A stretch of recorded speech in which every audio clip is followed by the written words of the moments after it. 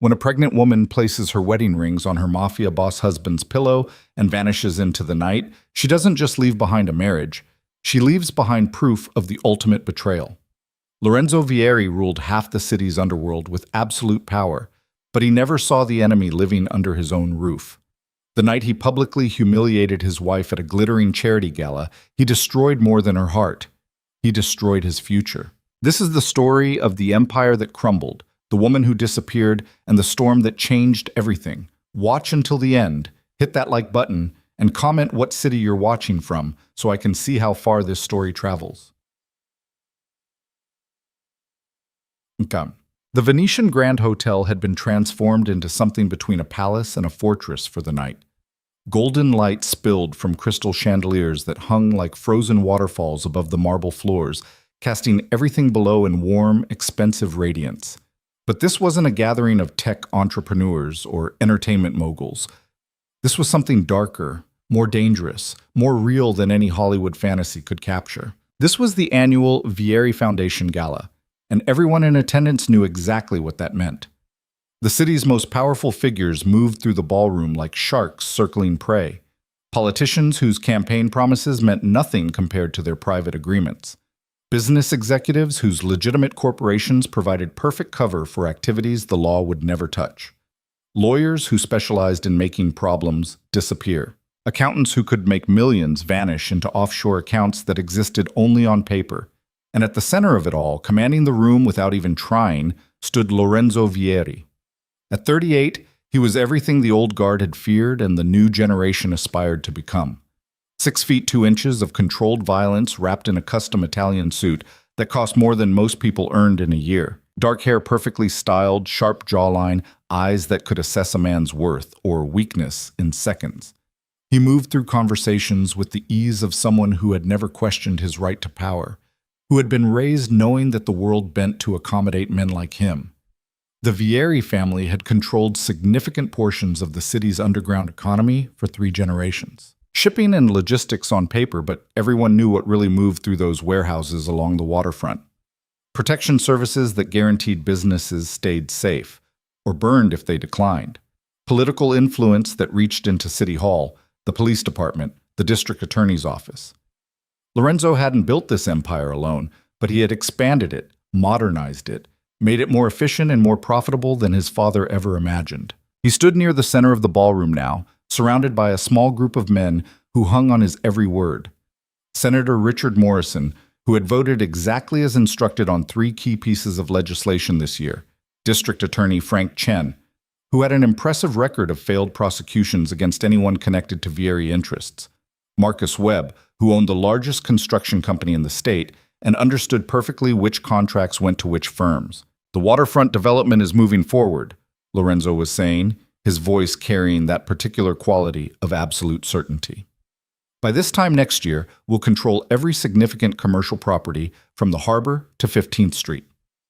The environmental review could still cause problems, Morrison cautioned, but his tone suggested he was merely going through the motions of concern. Lorenzo's smile didn't reach his eyes. The environmental review will find exactly what we need it to find. I believe your chief of staff has a brother who works for the consulting firm handling the assessment. Morrison had the grace to look uncomfortable. Yes, that connection exists. Then I'm confident we won't encounter any unexpected obstacles. Lorenzo accepted a glass of champagne from a passing waiter without looking at the man. Gentlemen, I appreciate your continued partnership. The Vieri Foundation values relationships built on mutual understanding. It was all so civilized, so polite, so completely removed from the reality of what was actually being discussed. This was how power really worked, not with guns and threats in dark alleys, but with champagne and handshakes in ballrooms where everyone pretended the monster in the room was just another businessman.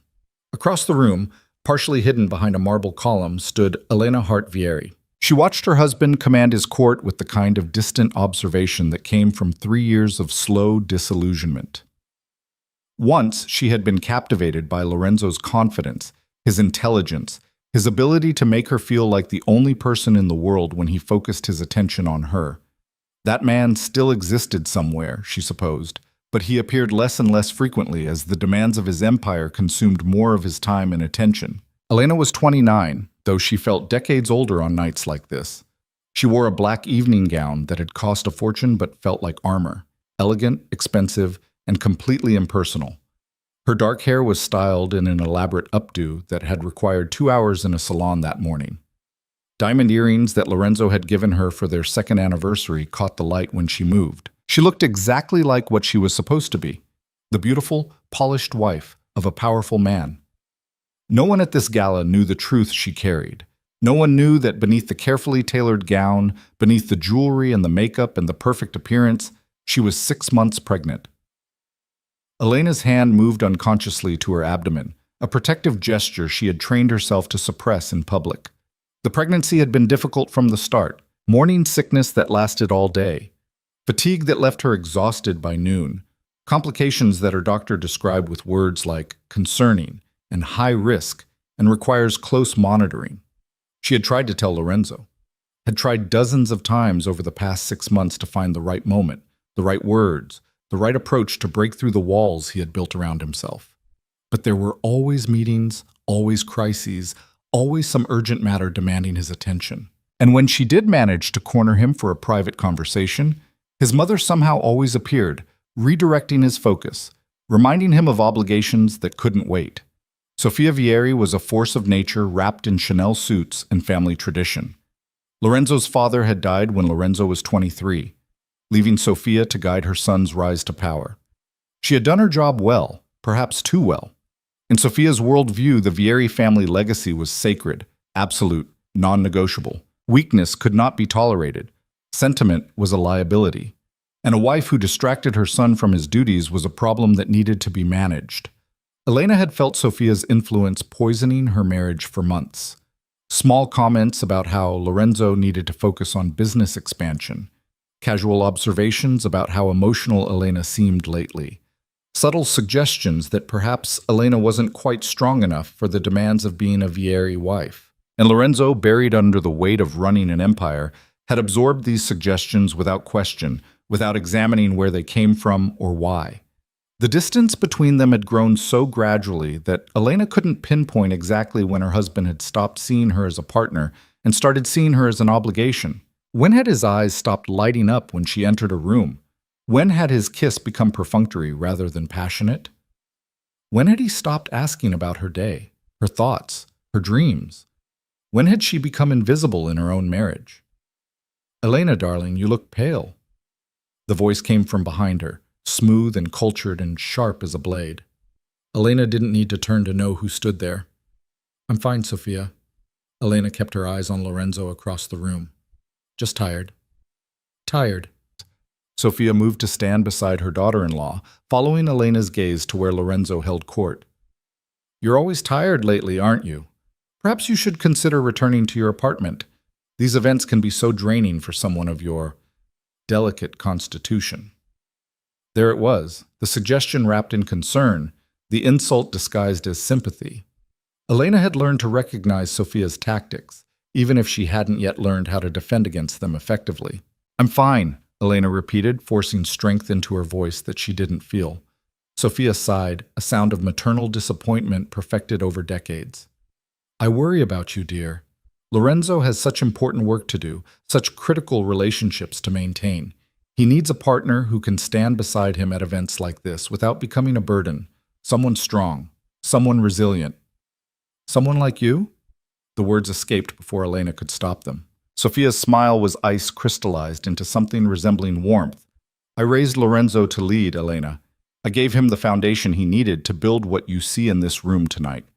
All I've ever wanted is for him to fulfill his potential, to honor his father's memory, to secure the Vieri legacy for future generations." She paused, letting the weight of that statement settle. "But distractions can be dangerous. Emotional entanglements can cloud judgment. I'm sure you understand." Elena understood perfectly. She understood that Sofia saw her as exactly what she had described, a distraction, an emotional entanglement, something to be managed or removed. Before Elena could respond, Senator Morrison's voice cut through the ambient conversation, loud and jovial and completely oblivious to the tension it would create. "Lorenzo, a question for you, my friend." The room's attention shifted. Conversations paused. People turned toward where Morrison stood with Lorenzo, slightly drunk and completely confident in his own importance. "When are you going to give us an heir?" Morrison clapped Lorenzo on the shoulder with the familiarity of someone who thought political influence made them equals. "A man of your position, your legacy. Surely it's time to produce the next generation of Vieras, continue the family tradition." Elena's blood turned to ice. Several people laughed, treating it as a joke, but there was genuine curiosity in the faces turned toward Lorenzo. The question everyone had been thinking but had been too polite to ask directly. The expectation that had been building for 3 years of marriage. Lorenzo's expression revealed nothing. He took a slow sip of champagne, letting the moment extend, letting the attention build. When he finally spoke, his voice carried clearly across the suddenly quiet ballroom. "An heir requires certain prerequisites, Richard." Lorenzo's tone was conversational, almost amused.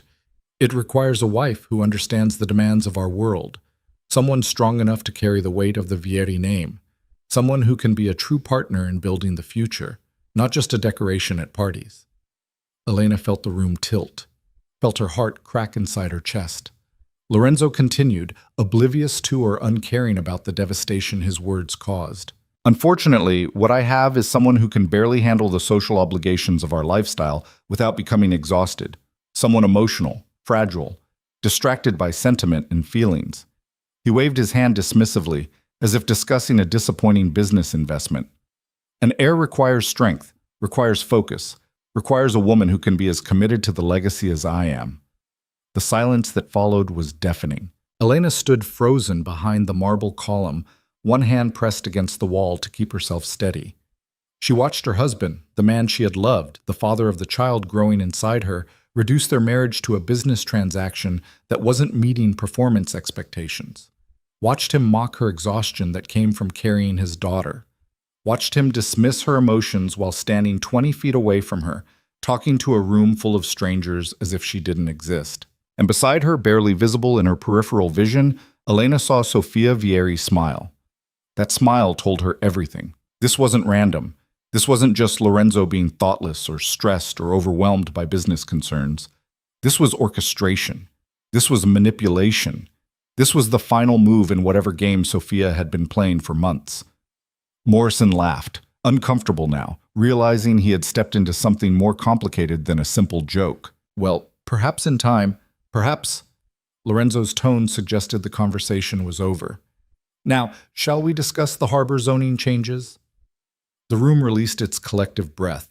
Conversations resumed. The moment passed for everyone except Elena. She stood there for another 30 seconds, watching Lorenzo transition seamlessly back to business discussions, as if the entire exchange had meant nothing to him. As if he hadn't just publicly humiliated his pregnant wife. As if their marriage was just another contract to be renegotiated or terminated based on performance metrics. Elena turned and walked toward the exit. Not running. She wouldn't give Sofia the satisfaction. Not crying. She wouldn't give anyone in this room the satisfaction. Just walking, one foot in front of the other, head high, expression neutral, every inch the controlled and polished Vieri wife. Until she was outside. Until she was in the back of their private car. Until she gave the driver an address that wasn't the penthouse. "Mrs. Vieri?" The driver, Antonio, met her eyes in the rearview mirror with concern. "Is everything all right? Take me to the apartment on Riverside." Her voice was steady, controlled, completely empty. "And Antonio? After tonight, you work for Lorenzo, not for us. There is no us anymore." The drive took 20 minutes through city streets that blurred past the tinted windows. Elena sat perfectly still, her hands folded in her lap, her eyes fixed on nothing. The shock was starting to wear off, and in its place came something colder, something harder, something that felt like ice forming over a wound. 3 years. 3 years of trying to be enough for a man who would never see her as anything more than a disappointment. 3 years of swallowing her pride, accepting Sofia's subtle cruelties, watching her husband drift further into his empire while she became increasingly irrelevant to his life. 3 years of loving someone who had forgotten how to love her back. The apartment on Riverside was one of several properties Lorenzo owned throughout the city. Safe houses, investment properties, places maintained for business purposes or discreet meetings. Elena had the access codes. No one would think to look for her here, at least not tonight. She let herself in, kicked off her expensive shoes, and stood in the dark living room for a long moment. Then she moved methodically, purposefully, like someone who had already made a decision and was simply executing a plan. From the bedroom closet, she retrieved a suitcase. Into it went practical clothes, jeans, comfortable shirts, a warm jacket, nothing expensive, nothing that screamed wealth or status. Documentation she had been quietly collecting for months, her passport, birth certificate, medical records, a credit card in her maiden name that Lorenzo didn't know about. From a locked drawer in the desk, she withdrew several items she had been keeping for a moment she had hoped would never come. Her journals, years of private thoughts, fears, observations, the slow documentation of a marriage falling apart. Medical records from her obstetrician detailing the high-risk nature of her pregnancy, the complications, the concerns about her weakening heart. A small recording device that had captured a conversation between Sofia and Lorenzo 3 weeks ago. A conversation Elena had accidentally overheard that had confirmed all her worst suspicions about who was really orchestrating her isolation. She added one more thing, a small wooden box with carved flowers on the lid, a gift from Lorenzo during their brief honeymoon when he had still known how to smile at her without calculation. Elena spent 3 hours in that apartment, writing a letter that explained everything, writing a second letter to the daughter she carried in case she didn't survive the dangerous delivery her doctors had warned about, writing a third letter to the woman she used to be, the one who had believed in fairy tales and happy endings and the redemptive power of love. When she finished, she placed the letters in the wooden box along with her wedding rings, the engagement ring with its ridiculous 5-carat diamond, the wedding band Lorenzo had placed on her finger while promising forever. She added the medical records, the recording device, the journals, everything Lorenzo would need to understand exactly what he had done, who had helped him do it, and what he had lost. Then she called a car service, not one Lorenzo controlled, and gave an address to a bus station on the edge of the city. At 3:47 a.m., Elena Hart Vieri walked out of the Riverside apartment carrying a single suitcase and wearing clothes that made her look like any other tired woman traveling through the night. The diamonds were gone. The expensive gown was abandoned on the bathroom floor. The perfectly styled hair was pulled back in a simple ponytail. She looked like herself again, perhaps for the first time in 3 years. The bus to Harbor's Edge, Maine, departed at 5 a.m. The ticket cost $63, which Elena paid in cash. She chose a seat near the back, pressed her forehead against the cool window, and watched the city she had called home disappear into the pre-dawn darkness. She didn't cry. Tears felt like something she had left behind along with everything else. Inside her, 6 months along, their daughter moved, a flutter of life that was the only thing keeping Elena tethered to hope. This child would be born. This child would grow up knowing she was wanted, loved, chosen. This child would never feel invisible in her own family. Even if it cost Elena everything, even if she had to disappear completely, even if Lorenzo never knew the truth about what he had destroyed, their daughter would be safe. The bus pulled onto the interstate as the first light of dawn touched the horizon. Behind her, the city grew smaller. Ahead of her, an unknown future waited. And in the penthouse she had abandoned, on the pillow where Lorenzo would wake in a few hours, sat a wooden box containing the ruins of everything he thought he knew. Lorenzo Vieri woke at 7:15 a.m. to the sound of his phone vibrating on the nightstand. Sunlight filtered through the floor-to-ceiling windows of the penthouse master bedroom, casting geometric patterns across Italian marble floors. He reached for the phone without opening his eyes, a habit developed over years of running an empire that never slept.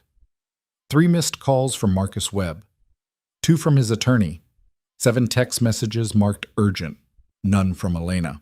That thought registered somewhere in the back of his mind as unusual, but didn't quite break through the fog of sleep and the lingering headache from last night's champagne. Elena always sent him a good morning message when she woke before him, usually something simple about breakfast or asking when he'd be home.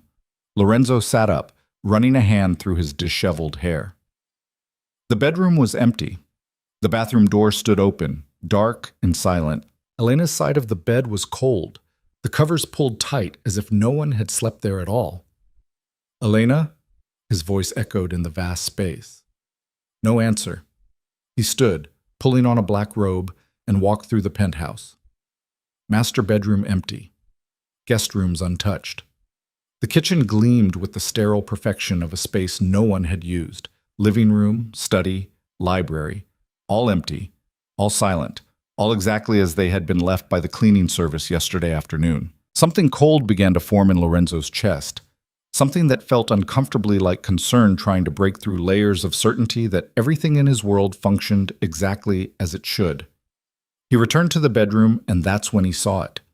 On his pillow, positioned exactly where his head had rested hours ago, sat a small wooden box. Lorenzo recognized it immediately. He had given it to Elena during their honeymoon in Tuscany, a silly romantic gesture from a version of himself that felt like it belonged to someone else. The box had carved flowers on the lid, roses, Elena's favorite. She had kept it on her dresser for 3 years, using it to store small mementos. Ticket stubs from the opera, a pressed flower from their wedding bouquet. Small pieces of a marriage that had existed before power consumed everything else. Why was it on his pillow? Lorenzo opened the box and the world stopped. Inside, resting on folded papers, were 2 rings. The 5-carat diamond engagement ring he had presented to Elena on a rooftop restaurant overlooking the city, back when he had believed love and power could coexist. The platinum wedding band he had slipped onto her finger while promising forever, protection, partnership. His hands, which never shook during business negotiations or dangerous confrontations, trembled as he lifted the rings. Beneath them lay papers, medical records, journal pages covered in Elena's elegant handwriting, a small digital recording device. Lorenzo's phone rang again. He ignored it. He sat on the edge of the bed and began to read. The first document was a letter, dated yesterday afternoon. Lorenzo, by the time you read this, I will be gone. I won't tell you where because I don't trust you not to follow, and I don't trust myself to be strong enough to leave again if you find me. I need you to understand something. I tried. I tried so many times to reach you, to break through whatever walls you've built around yourself. I tried to tell you about the baby, our daughter. Yes, Lorenzo, a daughter, 6 months along. You would know this if you had answered any of my calls over the past 3 months. You would know this if you had noticed that your wife stopped drinking wine at dinners.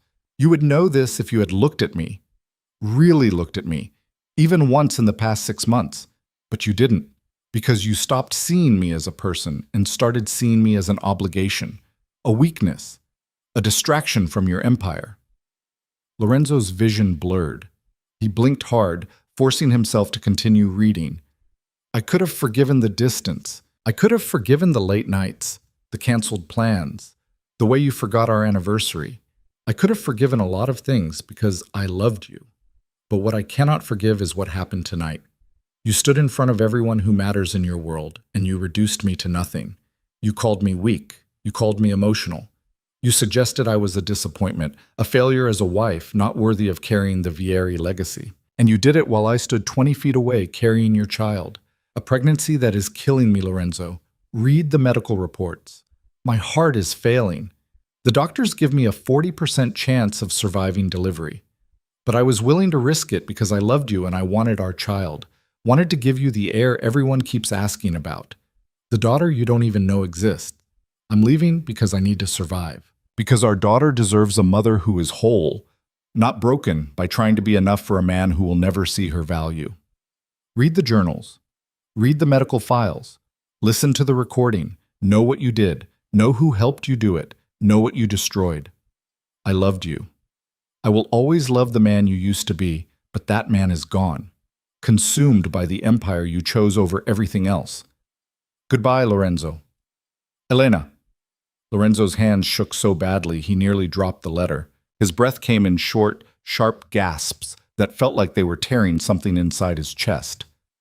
6 months pregnant. A daughter. Medical complications. 40% chance of survival. The words repeated in his mind like a nightmare he couldn't wake from. He grabbed the medical records with desperate hands, page after page of clinical language that painted a devastating picture. High-risk pregnancy, gestational complications, preeclampsia, weakening cardiac function, recommendations for immediate bed rest, stress reduction, close monitoring, warnings about the dangers of proceeding with the pregnancy. Notes about how the patient insisted on continuing despite the risks. The most recent report was dated 2 weeks ago. Dr. Sarah Chen had written in careful script, "Patient presents with increased cardiac strain. Blood pressure elevated beyond safe parameters. Patient refused hospitalization, citing personal circumstances preventing necessary rest and care. Strongly advised husband be informed immediately of severity of situation." Patient became emotional, stated husband was too busy to be contacted about women's problems. This physician is deeply concerned about patient's emotional state as well as physical condition. Lorenzo read that paragraph 3 times. Each time it felt like a knife sliding between his ribs. Too busy. He had been too busy to know his wife was dying. The journals were worse, page after page of Elena's private thoughts, chronicling the slow death of their marriage in her own words. October 3rd, Lorenzo came home at 2 a.m. again. I tried to wait up but fell asleep on the couch. He didn't wake me, just went straight to his study. I'm starting to feel like a piece of furniture he walks past without seeing. November 17th, I told him I needed to talk about something important. He said later and took a call from Marcus. Later never came. It never does anymore. December 2nd, Sophia suggested again today that perhaps I'm not strong enough for this family. Lorenzo didn't defend me. He didn't say anything at all, just nodded and changed the subject. I think that hurt more than if he had agreed with her. January 10th, found out I'm pregnant. I'm terrified and elated and completely alone. I tried calling Lorenzo 4 times today. All calls went to voicemail.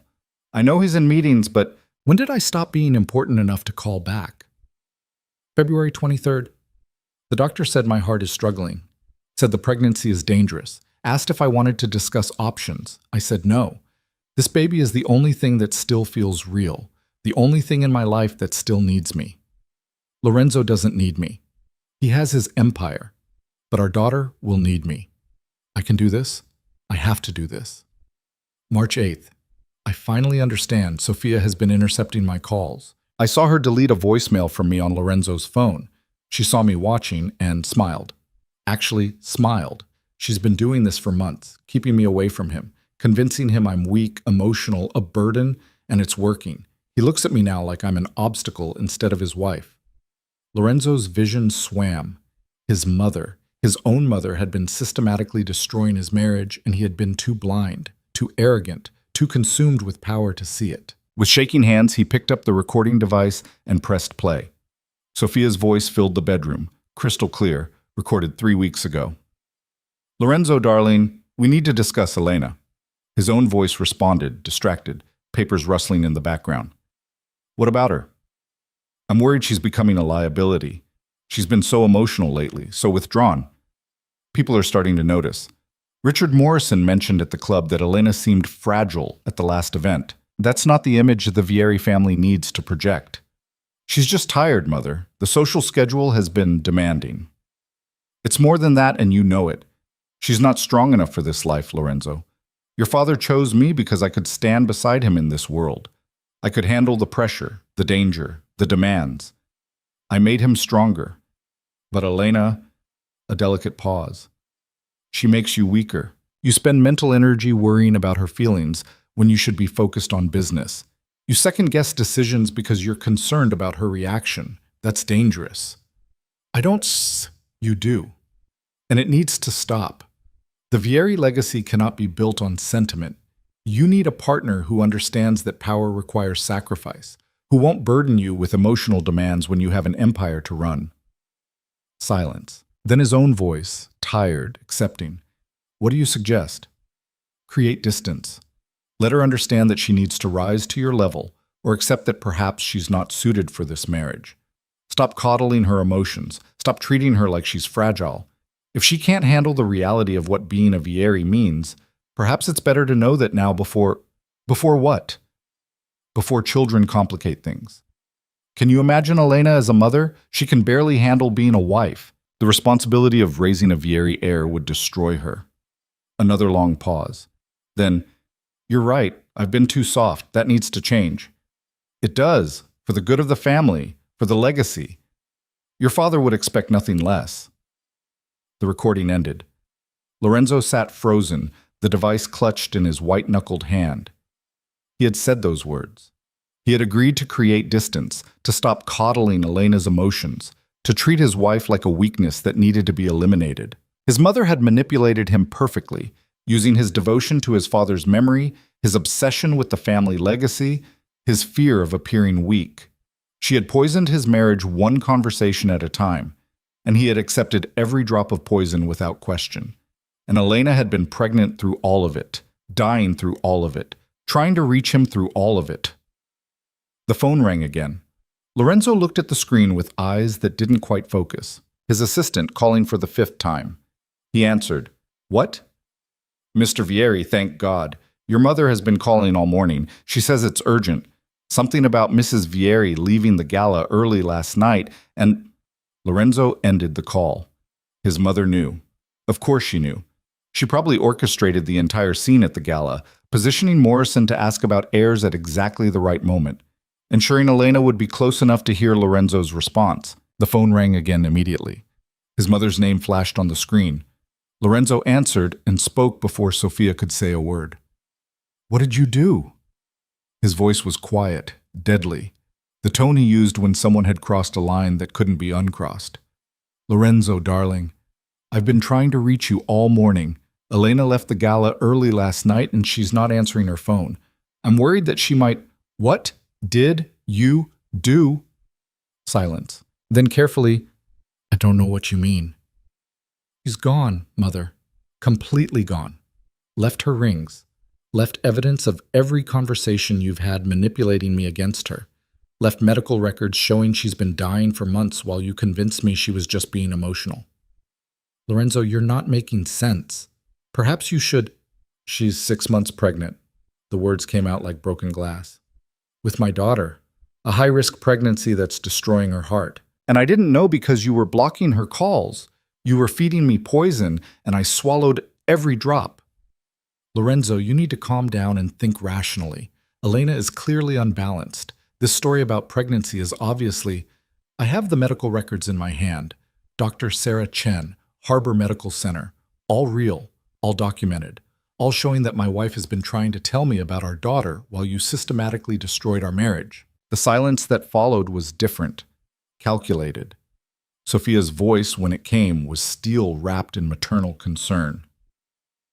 "If she's pregnant, then she's attempting to trap you, to secure her position in the family through a child, to make herself indispensable when she's proven herself to be—" "She left." Lorenzo stood, pacing the bedroom like a caged animal. "She didn't try to trap me. She ran. She chose to risk dying alone rather than stay in a marriage you destroyed. Do you understand what that means? How much pain she must have been in to walk away from everything. It means she's manipulative and—" "Get out! Lorenzo, get out of my house, get out of my business, get out of my life!" Each word was a hammer blow. "You have 24 hours to remove yourself from every position you hold in the Vieri organization, every board seat, every advisory role, every connection to my empire. After 24 hours, I will remove you myself, and I won't be gentle about it." "You can't be serious. I'm your mother. Everything I've done has been for your benefit, for the family legacy." "The family legacy?" Lorenzo laughed, a sound with no humor in it. "You destroyed my family for a legacy that means nothing without people to build it for. You took the only person who ever loved me for something other than power, and you turned me into someone she couldn't even recognize. That's your legacy, Mother. Congratulations."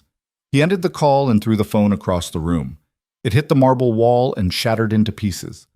For several minutes, Lorenzo stood in the wreckage of his bedroom, papers scattered across the bed, Elena's rings glinting in the morning light, the wooden box that held the ruins of everything he had thought he knew. Then he moved.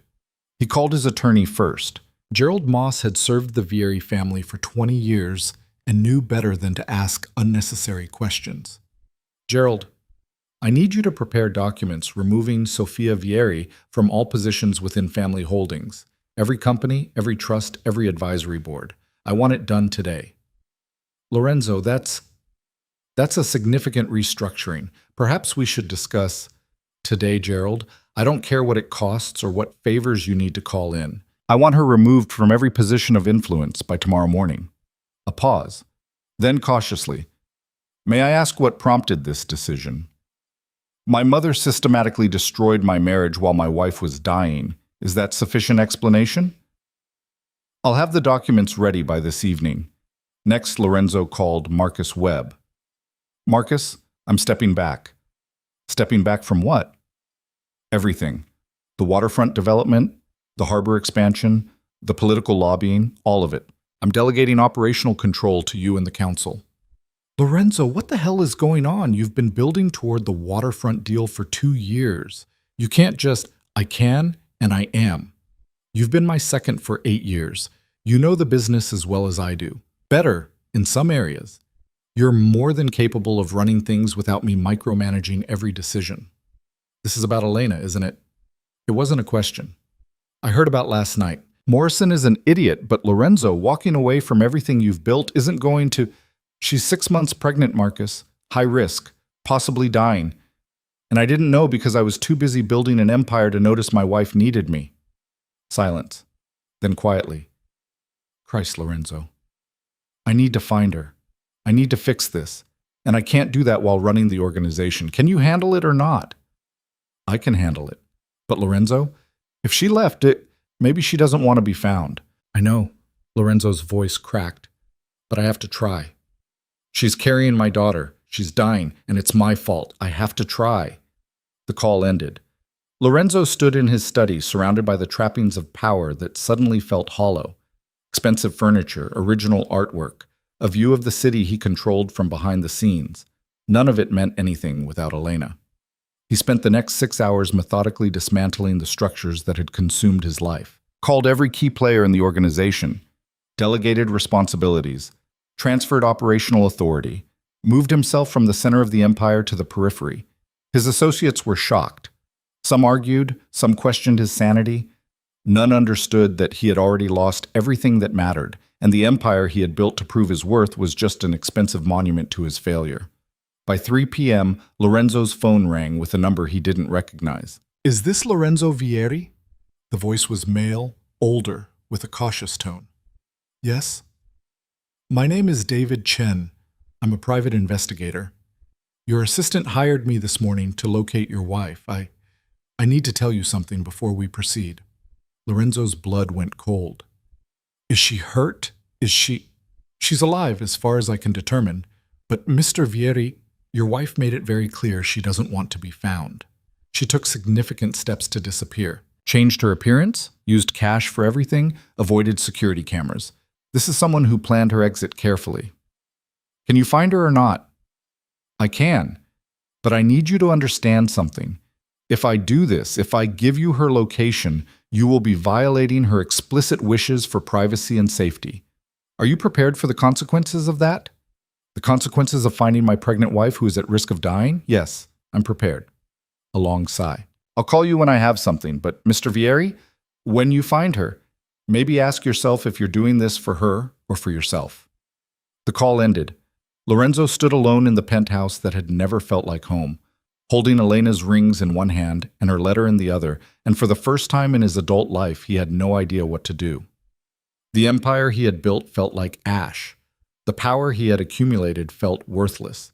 The legacy he had fought to secure felt empty. All he wanted was the woman he had driven away and the daughter he would never meet if he couldn't find them. 3 days passed. Lorenzo barely slept, barely ate, barely functioned as anything other than a man waiting for a phone call that would either save him or destroy him completely. David Chen called on the 4th day. I found her, or rather, I found where she went. Harbor's Edge, Maine. Small coastal town, population about 3,000. She purchased a bus ticket under her maiden name 4 days ago. An address? Not yet. She's being careful, but Mr. Vieri, there's something else. I accessed her medical records. With her pre-existing conditions and the complications she's facing, she shouldn't be traveling at all. She should be in a hospital under close supervision. If she's in some small town without proper medical facilities, Lorenzo didn't hear the rest. He was already moving, grabbing keys, wallet, phone. Harbor's Edge, Maine. He could drive it in 8 hours, fly it in 2 if he chartered a plane. Send me everything you have.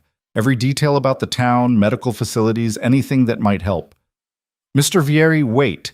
You need to think about this. You can't just show up and expect, send me everything you have. Now.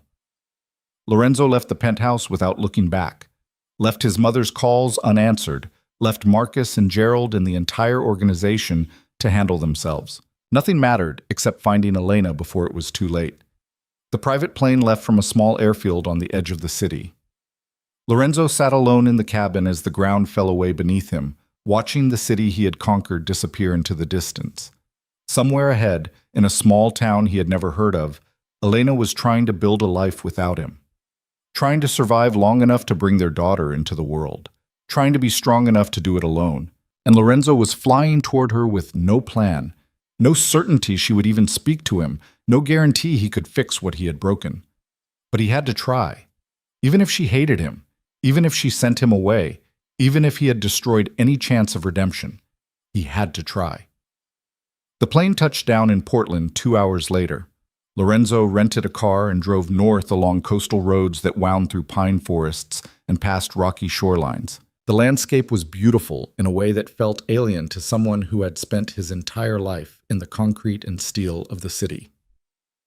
Harbor's Edge appeared as the sun began to set, a collection of weathered buildings clustered around a natural harbor where fishing boats bobbed in the gentle waves. White clapboard houses, a main street with a handful of shops, a lighthouse standing watch on the rocky point. It looked like the kind of place where people came to disappear, to escape, to start over.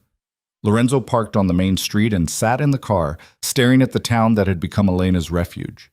She was here somewhere, in one of these buildings, one of these houses, living a life he knew nothing about, and he had no idea what he would say when he found her. The first thing Lorenzo learned about Harbor's Edge was that strangers were noticed immediately. He walked into the only diner on Main Street at 7 in the evening, and every conversation paused. Fishermen in worn flannel shirts looked up from their coffee. A waitress carrying plates stopped mid-stride. The cook visible through the serving window met his eyes with the kind of assessment that came from years of knowing exactly who belonged in this town and who didn't. Lorenzo knew he stood out. Custom suit replaced with dark jeans and a leather jacket, but his watch alone probably cost more than most people in this room earned in 6 months. His entire bearing screamed money, power, city, everything Harbor's Edge wasn't. He took a seat at the counter and waited. The waitress approached after a long moment, a woman in her 50s with gray-streaked hair and sharp eyes. Her name tag read Margaret. Coffee? Her tone was professionally neutral but not warm. Please, and whatever your dinner special is. Margaret poured coffee that was stronger than anything Lorenzo had tasted in months. Passing through? Looking for someone, actually. The temperature in the room dropped several degrees. In a town this small, everyone knew everyone. A stranger looking for someone meant trouble, law enforcement, or both. That's so. Margaret's hand went to her hip. We don't get many visitors this time of year. Most folks who come here are either lost or running from something.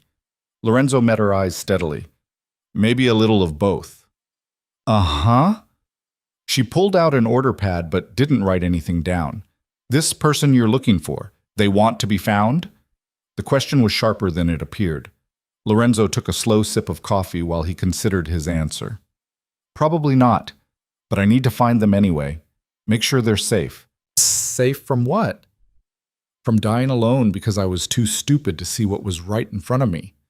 Margaret's expression shifted slightly, not softening exactly, but reassessing. That's oddly specific. It's the truth. She studied him for another long moment, then called over her shoulder. Jack, you got a minute? A man in his 60s emerged from the kitchen, wiping his hands on a towel. He had the weathered face of someone who had spent decades on fishing boats, and eyes that had seen enough of life to not be impressed by much. This gentleman is looking for someone, Margaret said. Thought you might want to hear what he has to say before we decide whether to help or ask him to leave. Jack crossed his arms and leaned against the counter. I'm listening. Lorenzo had negotiated with politicians, criminals, corporate executives. He had stared down men with guns and talked his way out of situations that should have ended in violence. But sitting in this small-town diner, facing people whose only power was the knowledge of who belonged in their community, he felt more uncertain than he had in years. My wife, he said quietly. She left me 4 days ago. She's 6 months pregnant with a high-risk pregnancy. Her doctor said she needs close monitoring, hospital access, stress reduction. Instead, she's somewhere in this town, alone, probably without proper medical care, because I drove her away. Drove her away how? Jack's tone suggested he already knew the answer wouldn't be good. By being exactly the kind of man she needed to escape from. By choosing power over love. By listening to people who told me she was weak instead of seeing that she was the strongest person I ever met. Margaret refilled his coffee without being asked. That's a pretty confession for a man in an expensive jacket. The jacket doesn't change what I did or what I need to do now, which is find her, make sure she's safe, and if she'll let me, try to be the man she deserved 3 years ago instead of the one I became. Jack and Margaret exchanged a look that spoke volumes. Then Jack pulled out a chair and sat down across from Lorenzo. Let me tell you something about Harbor's Edge, Jack said. This town has about 3,000 people. We know each other's business. We look out for each other. And when someone shows up here trying to escape something bad, we tend to close ranks. I understand. Do you? Because what I'm saying is that if there's a young woman in this town who doesn't want to be found, there are 3,000 people who will make sure you never get close to her. Lorenzo's jaw tightened. I'm not here to hurt her. Maybe not, but hurt comes in a lot of forms, doesn't it? Margaret leaned against the counter. Money can hurt, power can hurt. Good intentions wrapped in the wrong actions can hurt worst of all. I know. Lorenzo's voice cracked slightly. I know, because I did all of that already. I hurt her in every way that matters. But she's pregnant with my daughter. She's at risk. And whether she forgives me or not, whether she ever speaks to me again or not, I need to know she's safe. Jack stood abruptly. Wait here. He disappeared into the back. Lorenzo sat in the silence that followed, aware that every person in the diner was listening to every word. The fishermen at their table, the elderly couple in the corner booth, the teenage kid washing dishes in the kitchen. This was Elena's new community. These were the people who had taken her in, protected her, given her the refuge his cruelty had made necessary. Margaret refilled his coffee a third time. Your dinner's almost ready. I'm not really hungry. Eat anyway. You look like you haven't slept in days. She wasn't wrong. Lorenzo couldn't remember the last time he had eaten a full meal or slept more than an hour at a time. Jack returned 10 minutes later with an older man who had the bearing of someone accustomed to authority. He wore a flannel shirt and jeans, but something about the way he carried himself suggested he wasn't just another local. This is Thomas Wade, Jack said. Town doctor. Runs the clinic on Harbor Street. Lorenzo stood immediately. Is she all right? Has she been to see you? Dr. Wade held up a hand. Before we discuss any patients, I need to understand who you are and what your intentions are. Lorenzo Vieri. Elena's husband. And my intentions are to make sure she and our daughter survive the next 3 months. You're the man she left. It wasn't a question, but Lorenzo answered anyway. Yes, the man who broke her heart so thoroughly that she chose to risk dying alone rather than stay in her marriage. Each word was a knife. Yes. Dr. Wade pulled out a chair and sat down heavily. I've been a doctor for 34 years. I've seen a lot of things. But I've never seen someone as determined to survive against impossible odds as the young woman who walked into my clinic 3 days ago. Lorenzo's breath caught. She's here. She's alive. She's alive, barely. Her condition is worse than I've seen in years. Her heart is failing under the strain of the pregnancy. Her blood pressure is dangerously elevated. She should be in a hospital with specialists and equipment I don't have access to in this town. Then I'll take her to... She won't go. Dr. Wade's voice was flat. I told her the same thing, begged her to let me arrange transport to Portland. She refused, said she'd rather die free than go back to being invisible. The words hit Lorenzo like physical blows. Invisible. That's what she had felt. Invisible in her own marriage while he had been too blind to see her fading away. Where is she? Before I answer that, you need to understand something. That young woman has been through hell. Whatever you did to her, it broke something fundamental. She doesn't trust easily anymore. She doesn't believe in promises. And she sure as hell doesn't believe in you. I know. Do you? Because if you walk into her life right now, it could kill her. The stress alone could trigger premature labor or cardiac arrest. So before I tell you anything, I need to know, are you here because you love her or because you feel guilty? Lorenzo stared at the doctor, at the challenge in his eyes, at the protective anger barely held in check. This man had known Elena for 3 days and was already more protective of her than Lorenzo had been in 3 years. Both, Lorenzo said quietly. I'm here because I love her more than I knew how to show, and I'm here because the guilt of what I did is destroying me. And I'm here because she's carrying my daughter, and I will not let them face this alone, even if Elena hates me for the rest of her life. Dr. Wade studied him for a long moment. Then he pulled out a business card and wrote an address on the back. The Seaside Pages. It's a bookstore on Harbor Street, 2 blocks from here. There's an apartment above it. That's where she's staying. Lorenzo took the card with shaking hands. Thank you. Don't thank me yet. I'm only telling you because someone needs to watch over her medically, and I can't be there 24 hours a day. But, Mr. Vieri, if you make things worse, if you cause her more pain, more stress, more heartbreak, there are 3,000 people in this town who will make you disappear in ways the police will never solve. Do we understand each other? Perfectly. Lorenzo left money on the counter for a meal he hadn't eaten and walked out into the cool evening air. 2 blocks. Elena was 2 blocks away from him right now. He found the Seaside Pages easily. It was a small storefront with a painted sign showing an open book with waves beneath it. The windows displayed bestsellers and local interest books. A light glowed in the window of the apartment above. Lorenzo stood on the sidewalk for several minutes, staring up at that light, trying to find the courage to climb the stairs and knock on the door. What would he say? How could he possibly explain 3 years of failure in a single conversation? How could he make her understand that he had been blind, but now he could see, deaf, but now he could hear, lost, but now he desperately wanted to find his way back? A voice spoke from the darkness beside the building. You planning to stand there all night, or are you actually going to knock? Lorenzo spun. A woman emerged from the shadows, late 50s, silver hair pulled back in a practical braid, wearing an apron dusted with flour. She had the kind of face that suggested she didn't suffer fools and had seen through every lie she'd ever been told. I own the bookstore, she said. Rose Henderson, and you must be the husband. Did Elena tell you about me? Didn't have to. The way she flinches when anyone mentions marriage or power or family tells me everything I need to know about you. Rose crossed her arms. Question is, what are you going to do now that you're here? I don't know, Lorenzo admitted. I came here to make sure she's safe, to try to fix what I broke. But I don't know if that's even possible. Probably not. Rose's bluntness was startling. You can't unfuck something that badly fucked, pardon my language. But what you can do is be honest. No games, no manipulation, no trying to control the situation. Just truth, even if it makes you look like the bastard you probably are. She won't even want to see me. Probably not, Rose repeated. But she needs to. Whether she admits it or not, she needs closure. She needs to look you in the eye and tell you exactly what you did to her. She needs to be heard. And you need to listen without defending yourself, without making excuses, without trying to fix it. And then? Then you leave if she asks you to. You stay if she lets you. And you accept whatever decision she makes without trying to influence it. Rose moved toward the stairs that led to the apartment. Come on, let's get this over with.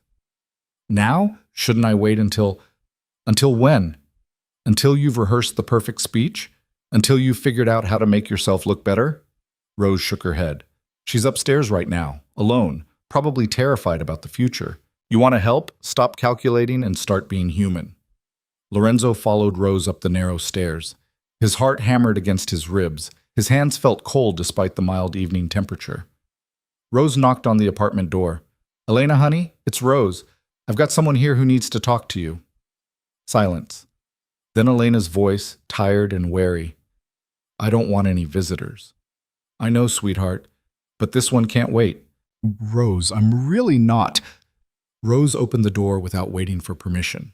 The apartment was small but comfortable. Worn furniture that looked lived in rather than expensive.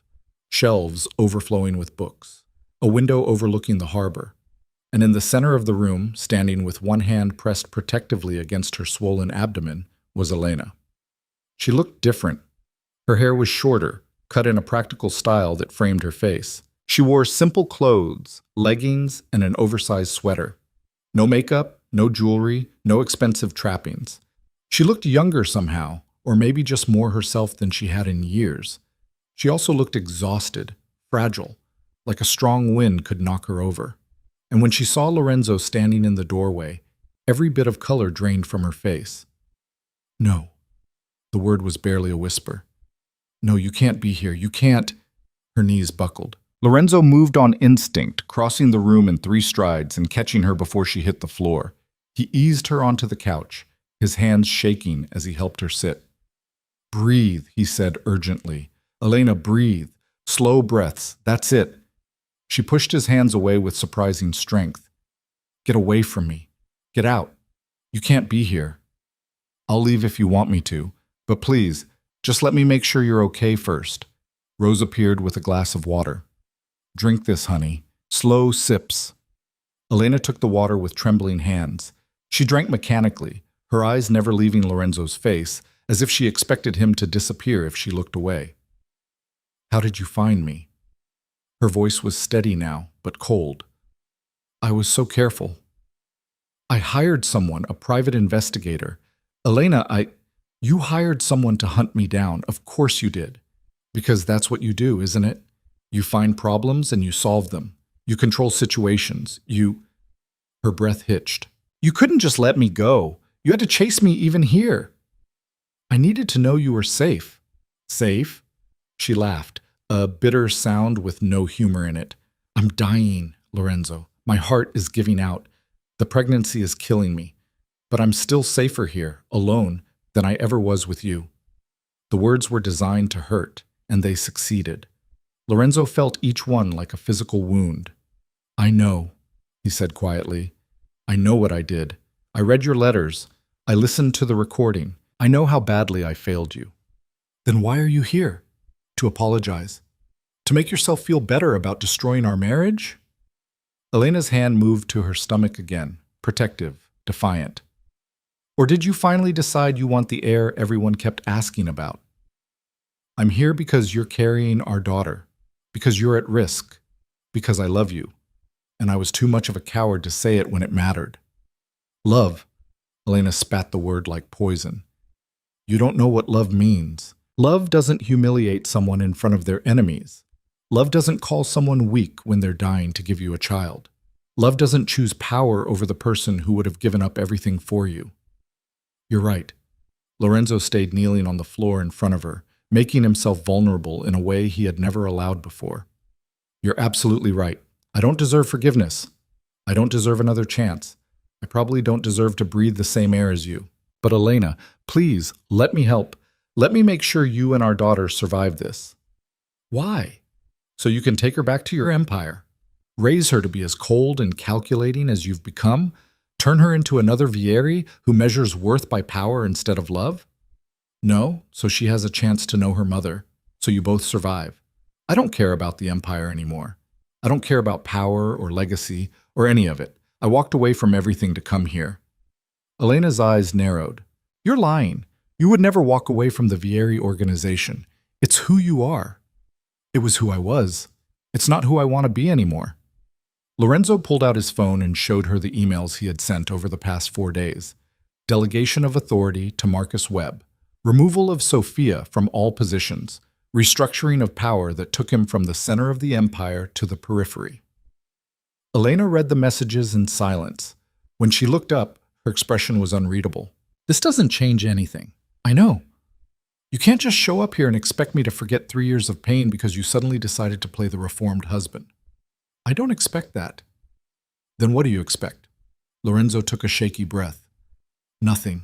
I expect nothing from you, but I'm asking, begging, for a chance to prove I can be better, not as your husband, not as the head of some criminal empire, just as a man who wants to take care of the woman he loves and the daughter they created. I don't need you to take care of me." "Yes, you do." Dr. Wade's voice came from the doorway.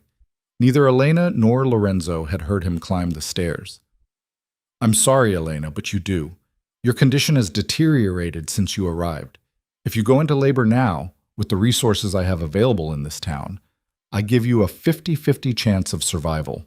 Those aren't odds I'm comfortable with. Elena's face crumpled.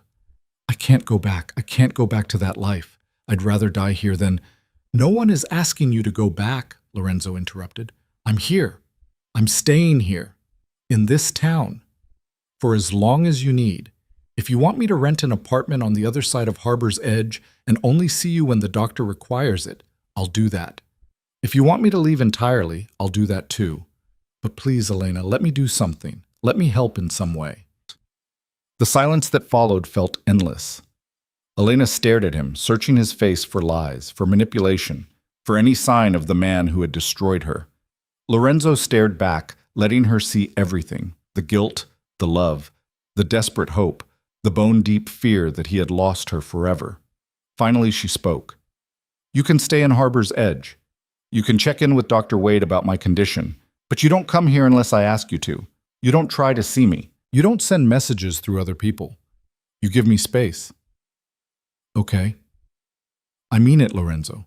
If you push, if you try to control this situation the way you control everything else, I will disappear again. And next time, you won't find me. I understand. Do you? Because I'm not saying maybe we can work things out. I'm not saying there's hope for us. I'm saying I will tolerate your presence in this town purely for medical reasons. Nothing more. Each word was a nail in the coffin of their marriage, but Lorenzo accepted them without argument. Nothing more. I understand. Elena turned to Dr. Wade. How bad is it really? The doctor moved into the room and sat down beside her. Your blood pressure is dangerously high. Your heart is showing signs of failure. If you go into labor in the next few weeks, it could kill you. You need bed rest, stress reduction, and access to emergency medical care. Can you provide that here? I can try, but Elena, I have to be honest. If something goes wrong, if you need emergency surgery or advanced cardiac intervention, the nearest hospital with those capabilities is 2 hours away. In an emergency, that's too far. I'm not going back to the city. I'm not asking you to. But I'm asking you to let me set up a proper care plan. Let me consult with specialists in Portland. Let me make sure we have contingencies in place if things go wrong. Doctor, Wade glanced at Lorenzo. And whether you like it or not, having someone here who can provide financial resources and rapid transport if necessary isn't a bad thing. Elena's jaw tightened. I won't be controlled. No one's trying to control you, Rose interjected gently.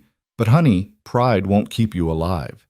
Your daughter won't care whether you accepted help or refused it. She'll just care whether she gets to meet her mother. Tears spilled down Elena's cheeks. I'm so tired. I'm tired of being afraid. Tired of feeling like I'm not strong enough. Tired of needing anyone. Lorenzo's hands clenched at his sides. Every instinct screamed at him to cross the room, to hold her, to promise everything would be okay. But he held himself rigid, respecting the distance she had demanded. You're the strongest person I've ever met, he said quietly. Strong enough to walk away from everything you knew. Strong enough to survive alone. Strong enough to fight for our daughter, even when your own body is giving up. If I had 1/10 of your strength, our marriage might not be in ruins. Elena wiped her eyes roughly. Don't try to flatter me back into forgiving you. I'm not. I'm just telling you the truth. I should have seen years ago. She looked at him for a long moment, then turned to Dr. Wade. Set up whatever care plan you think is necessary. I'll follow your medical advice, but I make my own decisions about everything else. Fair enough. And you... Elena's eyes locked on Lorenzo. You stay away from me. You don't try to have conversations. You don't try to explain yourself. If I need you for something medical, Dr. Wade will contact you. Otherwise, you don't exist to me. Lorenzo nodded, not trusting his voice. Rose stood and gestured toward the door. Come on, let's give Elena some space. Lorenzo rose slowly, his eyes never leaving Elena's face. She looked so small on that couch, so fragile, so far away from him despite being only a few feet distant. I'm sorry, he said, for everything, for all of it. I know it doesn't change anything, but I need you to know I'm sorry. Elena didn't respond. She just turned her face toward the window, effectively dismissing him. Lorenzo followed Rose and Dr. Wade down the stairs and out into the night. The cool air hit his face like a slap, bringing him back to reality. "There's a motel on the edge of town," Dr. Wade said. "The Harbor Rest. Tell Martha I sent you. She'll set you up with a room." "Thank you for everything you're doing for Elena." "I'm not doing it for you. I'm doing it for her and that baby." Dr. Wade's voice was hard. "You hurt her again, and I don't care how much money you have or what kind of power you used to wield. I will make you regret it." "I know." Dr. Wade left without another word. Rose lingered, studying Lorenzo with those sharp eyes. "You really love her, don't you? More than I knew how to show." "Then prove it. Not with grand gestures or expensive gifts or dramatic declarations. Prove it by being patient, by respecting her boundaries, by being the man she needs instead of the man you think you should be." "How do I do that when she won't even let me near her?" Rose smiled sadly. "That's the thing about real love. It's not about what you get. It's about what you're willing to give, even when you get nothing in return. Can you do that? Can you love her enough to let her hate you?" Lorenzo looked up at the window where Elena sat, visible in silhouette against the warm light. "I have to try," he said, "because she's all that matters, she and our daughter. Everything else can burn." Rose patted his arm, a surprisingly gentle gesture. "Then maybe there's hope for you yet. Just maybe." She left him standing alone on the darkening street, staring up at the light that held everything he had lost and everything he desperately wanted back. The Harbor Rest Motel was exactly what its name suggested, a place for temporary refuge, nothing more.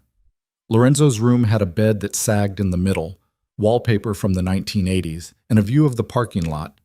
It was the furthest thing from the luxury penthouse he had left behind, and somehow that felt appropriate.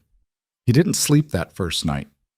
Just sat by the window watching the darkness gradually give way to dawn, replaying every moment of seeing Elena again. The way she had looked at him with such pain and anger, the protective hand on her swollen abdomen, the exhaustion etched into every line of her face. She was dying, and he had put her there. At 6 a.m, Lorenzo's phone rang. Marcus Webb's name flashed on the screen. "You disappeared off the face of the earth," Marcus said without preamble. "Gerald is losing his mind trying to finalize the restructuring documents. Your mother is threatening legal action, and Senator Morrison is asking questions about your sudden absence from the waterfront negotiations. Handle it." "I am handling it. But Lorenzo, you need to understand, walking away from everything isn't as simple as delegating responsibility. There are contracts, agreements, relationships that exist because of you personally. People are getting nervous." "Then let them be nervous." Lorenzo's voice was flat. "I told you I was stepping back. That means you make the decisions now. You handle Morrison, you manage the contracts, you deal with my mother's theatrics. I'm done." A long pause.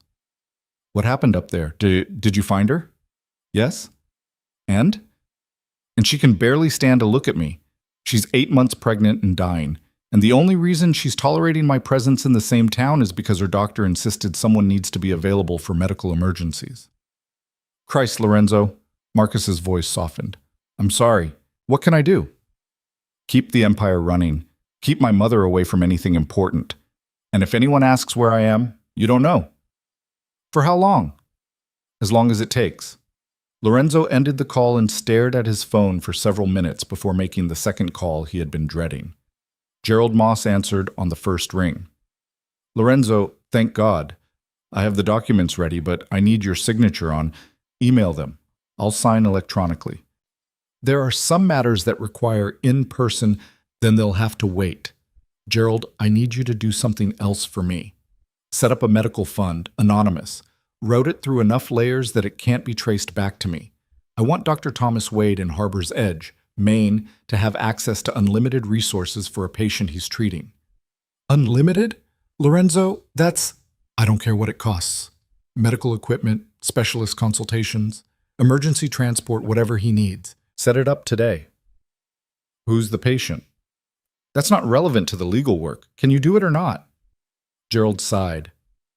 "I can do it. But Lorenzo, your mother is asking questions about your assets. If you're moving large amounts of money around without explanation, it's going to raise flags." "My mother no longer has any authority over my assets or my decisions. Make sure the documents reflect that clearly." "They do. I'll have everything ready by end of business today." Lorenzo spent the rest of the morning walking through Harbor's Edge, learning the geography of Elena's new life. The bookstore where she lived above Rose's inventory of novels and local histories. The small clinic where Dr. Wade worked out of a converted house on Harbor Street. The diner where Margaret served coffee and judgment in equal measure. The harbor itself, where fishing boats departed before dawn and returned with their catches in the afternoon. It was such a small world compared to the empire he had commanded. No boardrooms or power brokers, no million-dollar deals or political maneuvering. Just people living simple lives, connected to each other and the rhythm of the ocean. Elena had chosen this over him, and Lorenzo couldn't blame her. Around noon, Dr. Wade found him sitting on a bench overlooking the harbor. "You're already a topic of conversation," the doctor said, sitting down without invitation. "Small town. Stranger shows up asking about a young woman. People talk." "What are they saying?" "That you're either law enforcement, a dangerous ex, or both. Rose told a few people you're Elena's husband, which has spawned a whole new round of speculation about what kind of man drives his pregnant wife to run away." "The worst kind," Lorenzo said quietly. Dr. Wade pulled out a file folder. "I spent this morning on the phone with specialists in Portland. Cardiologists, maternal fetal medicine experts, high-risk pregnancy teams. They all said the same thing. Elena should be in a hospital under 24-hour observation. But she won't go. No, she won't, which means we need to bring the hospital to her." Dr. Wade opened the folder, revealing a list of equipment and resources. "I need monitoring equipment, medications I don't normally stock, and a plan for emergency intervention if she goes into labor. The nearest hospital with a cardiac unit is Portland Medical Center, 2 hours away. In an emergency, we'd need a helicopter. Consider it done." "Just like that?" "Just like that. Tell me what you need and I'll make it happen." Dr. Wade studied him carefully. "You know she'll hate you for this. She'll see it as you trying to control her through money." "She already hates me. At least this way she'll survive long enough to hate me in person." The doctor nodded slowly. "Fair enough. I'll send you the list. But Mr. Vieri? The medical equipment is the easy part. The hard part is going to be keeping her calm, reducing her stress, giving her a reason to fight for survival beyond just the baby. How do I do that when she won't even let me near her?" "You don't. I do. Rose does. The community does. You stay in the background and let the people she trusts take care of her." Dr. Wade stood to leave, then paused. "There's one more thing. I need to be honest with you about the odds. Even with the best care, even with everything we can provide, there's a significant chance Elena doesn't survive delivery. Her heart is barely functioning now. When she goes into labor and the stress increases..." He didn't finish the sentence. He didn't have to. Lorenzo's hands clenched into fists. "Tell me the real numbers." 30% chance of survival. Maybe 40 if we have all the right equipment and nothing goes wrong. "But Mr. Vieri, in obstetrics, something always goes wrong." The number hit Lorenzo like a physical blow. 30%. Less than half. Worse than a coin flip. "And the baby?" "Better odds, maybe 60, 70% if we can get Elena through delivery, but it all depends on how her body handles the stress. So we could lose them both." "Yes, we could lose them both." Dr. Wade's voice was gentle but unflinching. "I'm telling you this because you need to understand what we're facing. This isn't something money can fix. This isn't a negotiation or a business deal. This is life and death, and sometimes death wins no matter what we do." Lorenzo stared out at the ocean, watching waves crash against the rocky shore. Somewhere in this small town, Elena was carrying their daughter, her body slowly failing under the weight of bringing new life into the world. And there was nothing he could do except provide resources and pray it was enough. What does Elena know about the odds? She knows it's dangerous. She doesn't know the specific numbers because she stopped asking after the first consultation. I think, Dr. Wade hesitated. I think she's made peace with the possibility of dying. She talks about the baby like it's the only thing that matters, like her own survival is secondary. That's not acceptable. It's not your choice to make. The words stung because they were true. Nothing about this was Lorenzo's choice anymore. He had forfeited the right to make decisions about Elena's life when he had made her feel worthless in their marriage. Send me the list of equipment, Lorenzo said. Everything you need. And Dr. Wade, thank you for taking care of her when I failed to. The doctor left without responding. Lorenzo spent the afternoon making calls, pulling strings, moving money. By evening, he had arranged for a medical helicopter to be on standby in Portland, contracted with the best maternal fetal medicine team in the state, and ordered equipment that would turn Dr. Wade's small clinic into something approaching a specialized care facility. It cost a fortune. Lorenzo didn't care. He would burn through every dollar he had if it gave Elena even 1 percentage point better chance of survival. 3 days passed. Lorenzo maintained his distance as promised, staying away from the bookstore, not trying to contact Elena, existing on the periphery of her life. He took work shifts at the harbor office, processing paperwork for fishing permits and boat registrations. The work was menial and boring and required nothing of his intelligence or skill, which made it perfect. He didn't want to think. He just wanted to be useful in whatever small way Harbor's Edge would allow. The locals watched him with suspicion and curiosity. Some knew who he was now. Rose had made sure the story spread, though Lorenzo suspected she had edited the details to make him look as bad as possible. He didn't correct the narrative. Whatever people thought of him, they were probably right.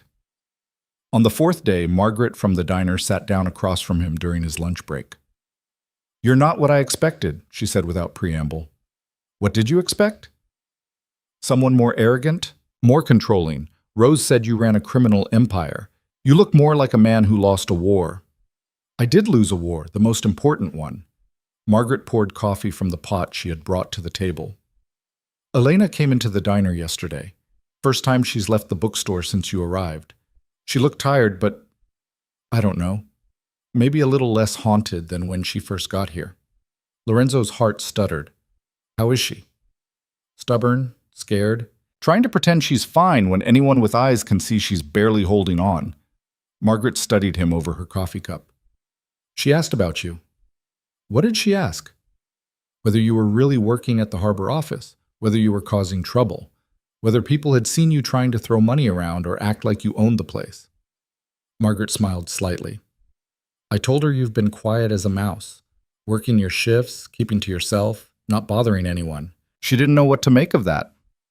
What should she make of it? That maybe you actually meant what you said about being different.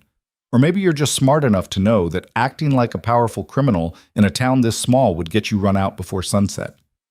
It's not an act. No? Margaret leaned back in her chair. Then what is it?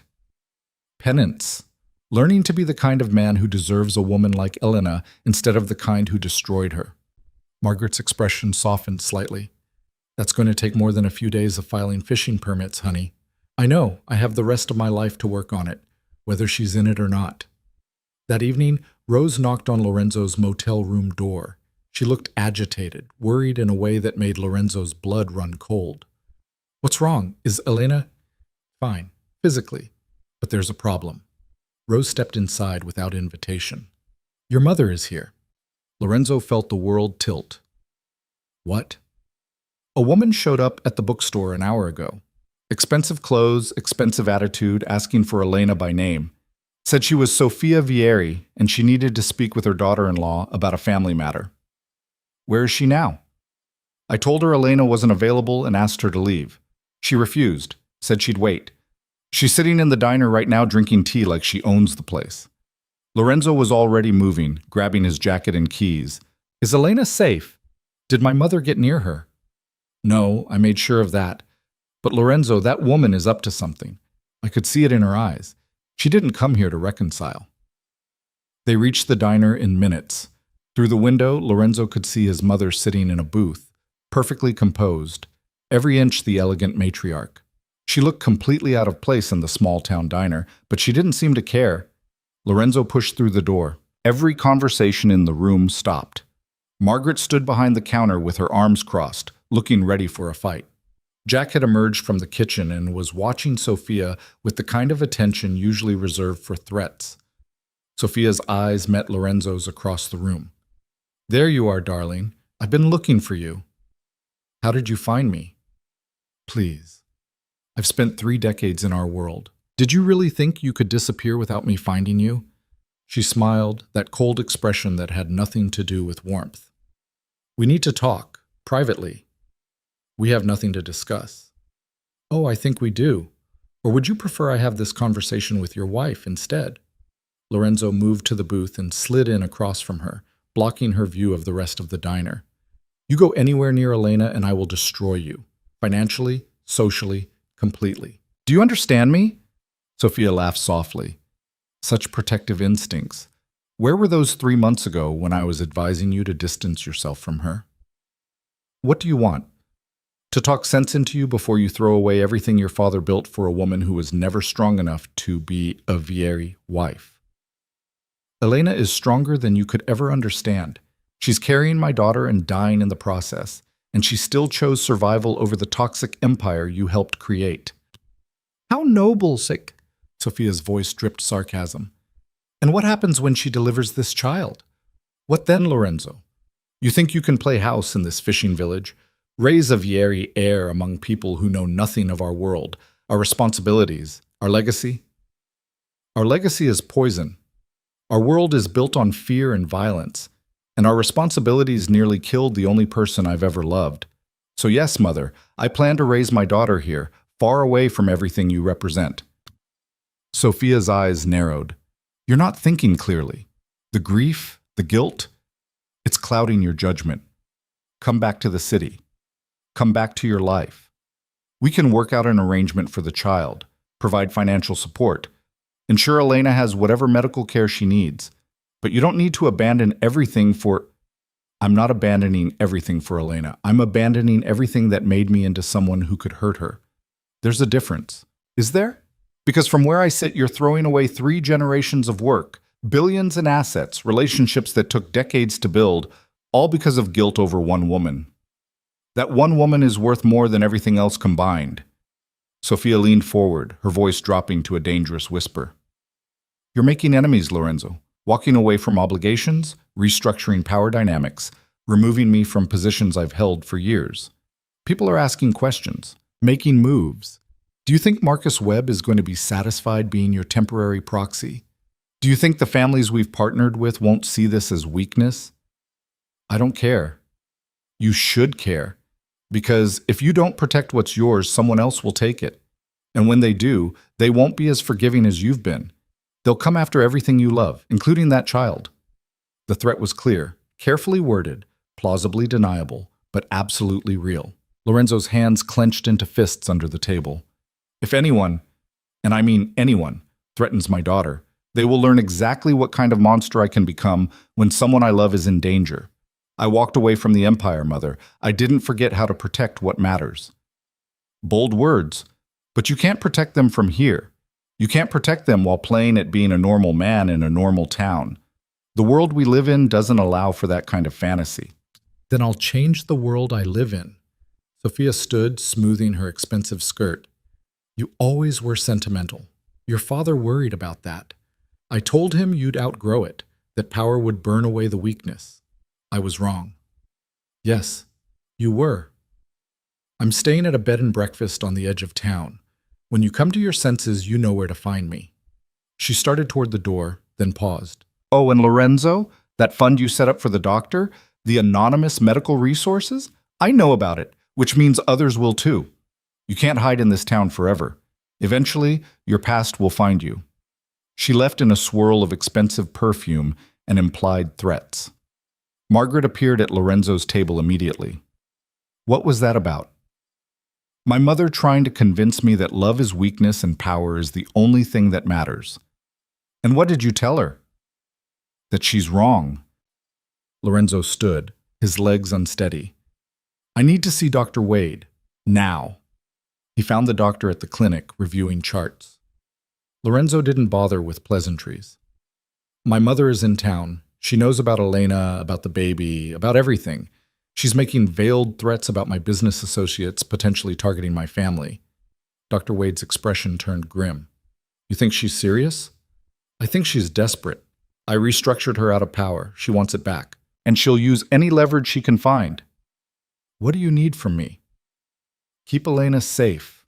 Don't let her go anywhere alone. Don't let any strangers near her. And if anyone comes asking about her or the baby, you contact me immediately. You think someone would actually try to hurt a pregnant woman? Lorenzo's face was stone. I think the people I used to work with don't care about collateral damage.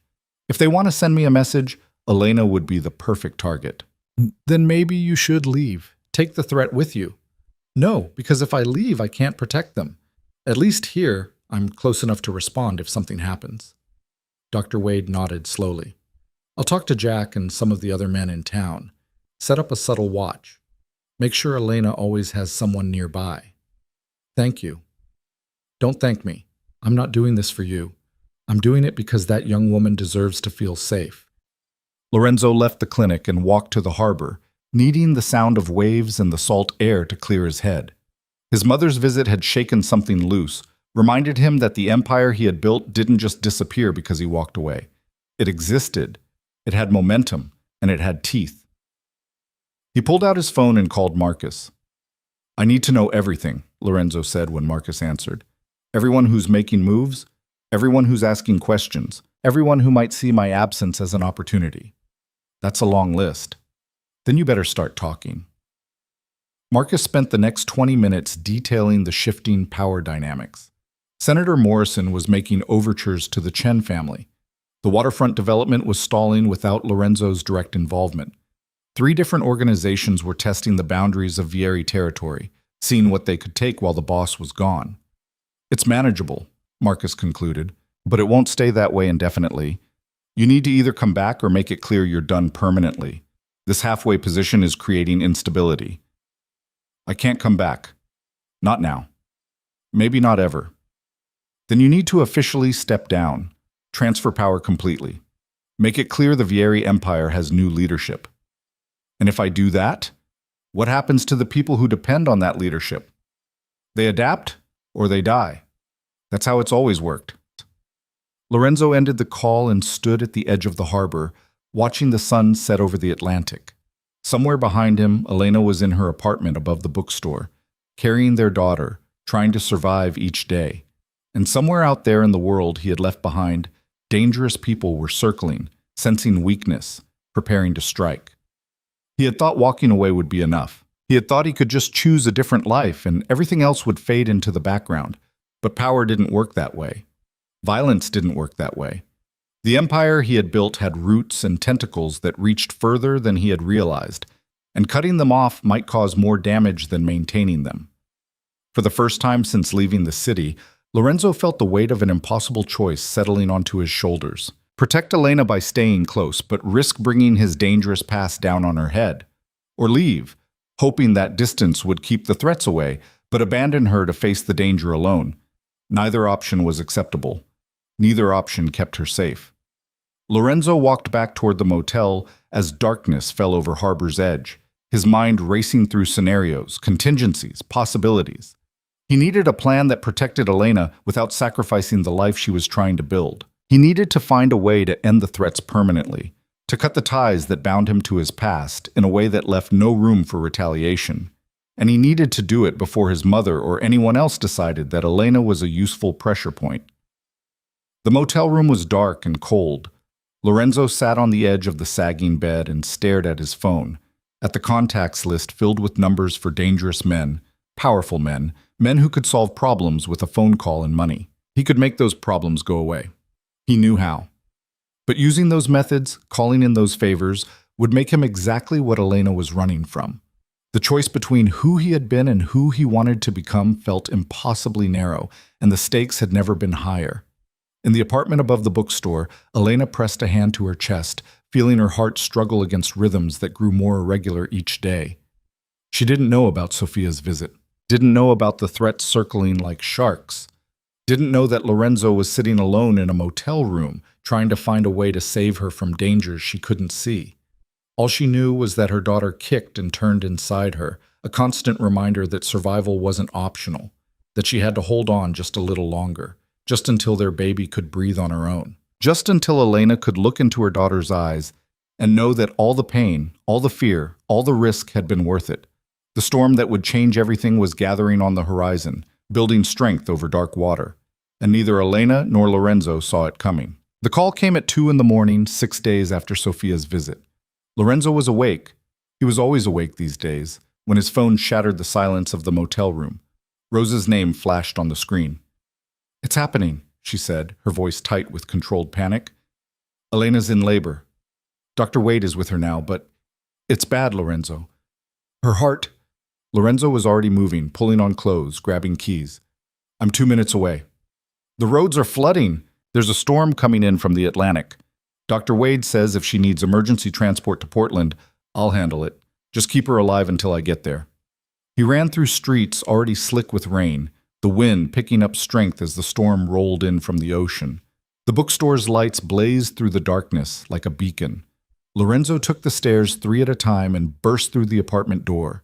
The scene inside stopped him cold. Elena was on the couch, her face contorted in pain, one hand gripping Rose's arm hard enough to leave marks. Dr. Wade knelt beside her with a blood pressure cuff and stethoscope, his expression grim. Medical equipment Lorenzo had paid for surrounded them. Monitors beeping, oxygen ready, emergency supplies laid out with military precision. But it wasn't enough. Lorenzo could see it in the doctor's face, in the way Elena's breathing came too fast and shallow, in the numbers flashing red on the cardiac monitor. Contractions are 4 minutes apart, Dr. Wade said without looking up. Blood pressure is through the roof, heart rate is erratic. We need to get her to Portland now or we're going to lose them both. The roads, Rose started, are flooding, I know. Lorenzo pulled out his phone and dialed a number he had hoped never to use. This is Lorenzo Vieri.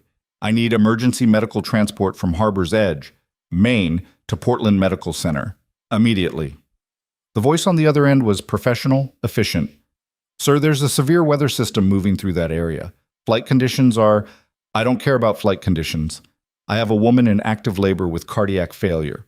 You have a helicopter on standby in Portland. Get it in the air now. Mr. Vieri, the liability is mine. I'll sign whatever papers you need. But if that helicopter isn't here in 20 minutes, I will personally ensure your company never flies another medical transport in this state. Am I clear? A pause. Then, the helicopter will be there in 18 minutes. There's a clear area near the harbor that can serve as a landing zone. Lorenzo ended the call and turned to Dr. Wade. Helicopter inbound, 18 minutes. Another contraction hit Elena. She cried out, a sound of pure agony that tore through Lorenzo's chest. Her hand shot out blindly, and without thinking, Lorenzo crossed the room and caught it. I've got you, he said. Just breathe. The helicopter is coming. We're getting you to the hospital. Elena's eyes found his, wide with pain and fear. I can't. Lorenzo, I can't do this. It hurts. Everything hurts. I know it hurts. But you're the strongest person I've ever met. You can do this. You can survive this. The baby is going to be fine. You're both going to be fine. Dr. Wade cut in, his voice urgent. We need to move her now. The landing zone is 3 blocks away. Can she walk? No, Lorenzo said. I'll carry her. He slipped one arm under Elena's knees, the other behind her back, and lifted her as gently as possible. She was lighter than he expected, too light, her body consumed by the pregnancy and the failing heart. Rose, grab the emergency bag, Dr. Wade ordered. We need to move. They emerged into a storm that had transformed Harbor's Edge into something from a nightmare. Rain fell in sheets, driven horizontal by winds that howled off the ocean. The streets were already ankle-deep in water. Lightning split the sky, illuminating the town in stark white flashes. Lorenzo carried Elena through the deluge, Dr. Wade and Rose flanking them with medical supplies. Each step was treacherous on the flooded pavement. Elena's contractions continued, racking her body every few minutes, and each time Lorenzo felt her pain like it was his own. I'm sorry, she gasped between contractions. I'm so sorry you have to... Don't apologize. Don't you dare apologize. This is my fault. All of it. I should have been there. I should have known. I should have... Another contraction cut him off. Elena's scream was lost in the roar of wind and thunder. They reached the harbor clearing as the helicopter appeared through the storm, its spotlight cutting through the rain. The pilot set down with precision that spoke of years handling difficult conditions. The side door slid open and 2 paramedics jumped out with a stretcher. Cardiac patient in active labor, Dr. Wade shouted over the helicopter noise. 8 months gestation, history of preeclampsia and heart failure. We need immediate transport to Portland Medical's cardiac obstetrics unit. The paramedics moved with practiced efficiency, transferring Elena from Lorenzo's arms to the stretcher. securing her, connecting monitoring equipment. One of them looked at Lorenzo. Family? I'm her husband. You can ride with us, but it's going to be rough. This storm? I don't care. I'm coming. They loaded Elena into the helicopter. Lorenzo climbed in beside her, taking her hand again as the paramedics worked. Dr. Wade appeared at the door. I'm coming too. She needs a doctor who knows her history. The pilot didn't argue. Within 2 minutes, they were airborne, the helicopter fighting against winds that tried to throw them sideways. Lightning flashed dangerously close. Rain hammered the windscreen like bullets. Elena's hand crushed Lorenzo's as another contraction hit. The cardiac monitor screamed warnings. One of the paramedics was shouting into a radio, calling ahead to Portland Medical, rattling off medical terminology that Lorenzo only half understood. Stay with me, Lorenzo said, his mouth close to Elena's ear. Don't you dare leave me. Not now. Not like this. I'm scared, she whispered. Lorenzo, I'm so scared. I know, but I'm here. I'm not leaving. I'm never leaving again. Her eyes met his, and in them he saw 3 years of pain, of loneliness, of feeling invisible in her own marriage. But he also saw something else, a flicker of the woman who had loved him once, before he had destroyed everything good between them. Our daughter, Elena said. If something happens, you have to promise me you'll protect her, raise her differently. Don't let her grow up thinking power is more important than love. You're both going to survive this. You hear me? You're both... Promise me, Lorenzo. The helicopter lurched violently. The pilot cursed. Lightning struck so close that the flash blinded them temporarily. I promise, Lorenzo said, his voice breaking. But you're going to raise her yourself. You're going to teach her to be strong like you, to stand up for herself, to never let anyone make her feel invisible. Elena managed the ghost of a smile. She'll need a father too, one who knows how to choose love over power. Then we'll both teach her, together. The cardiac monitor's alarm changed pitch, becoming more urgent. Dr. Wade was at Elena's other side now, checking vitals, his face grave. Her heart is failing, he said to the paramedics. We need to land now. 5 minutes to Portland Medical, the pilot called back. I can't go any faster in this weather. She doesn't have 5 minutes. The paramedic pulled out equipment Lorenzo didn't recognize. We're going to have to stabilize her heart or she'll arrest before we land. What followed was the longest 5 minutes of Lorenzo's life. He watched medical professionals fight to keep Elena alive while the helicopter battled through the storm. Watched her fade in and out of consciousness. Watched the monitors scream warnings that her body was giving up. And he held her hand through all of it, willing his own strength into her failing heart. Don't leave me, he whispered over and over. Please don't leave me. I love you. I never stopped loving you. I was just too broken to show it. Please, Elena, please hold on. The helicopter touched down on the Portland Medical Center rooftop with a jarring impact. The doors flew open and suddenly there were people everywhere. Doctors, nurses, a full trauma team ready and waiting. They pulled Elena out of the helicopter and onto a gurney. Lorenzo tried to follow, but someone held him back. Sir, you need to stay here. They're taking her directly to surgery. I need to be with her. You can't, not where she's going. Cardiac operating room. Emergency cesarean. Family waiting area is on the 3rd floor. Lorenzo watched them wheel Elena away. Watched her disappear through doors he couldn't follow her through. The last thing he saw was her hand reaching out toward him before the surgical team surrounded her completely. Dr. Wade appeared at his side, soaked and exhausted. Come on, there's nothing we can do now except wait. The waiting area was sterile and impersonal, fluorescent lights that were too bright, chairs that were uncomfortable by design, a television playing news coverage of the storm that was battering the coast. Lorenzo sat with his head in his hands, Dr. Wade beside him in silence. Minutes crawled past like hours. An hour felt like days. A nurse appeared periodically with updates that told them nothing. Still in surgery, doctors are doing everything they can. Lorenzo's phone buzzed. Marcus calling. He ignored it. It buzzed again. Gerald. Ignored. A 3rd time. His mother. He almost threw the phone across the room, but Dr. Wade stopped him. You should answer that. Get it over with. Lorenzo accepted the call. What? I heard about Elena, Sophia said, her voice carefully neutral. Is she's in surgery. They're trying to save her life and our daughter's life because she spent months dying while I was too busy listening to you to notice. Lorenzo, I understand you're emotional, but emotional? My wife is on an operating table right now, her heart failing, because I was a coward who let you poison the only real thing in my life. So no, Mother, I don't want your concern. I don't want your advice. I don't want anything from you except for you to disappear from my life permanently. You'll regret. Lorenzo ended the call and turned off the phone. 2 hours passed, then 3.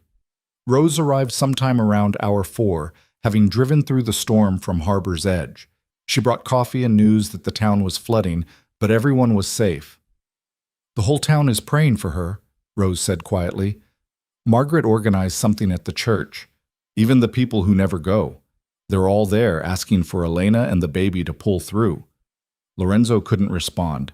His throat was too tight. Hour 5 came and went.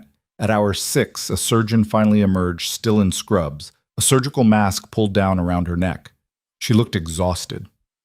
Mr. Vieri? Lorenzo was on his feet instantly. How is she? How's the baby?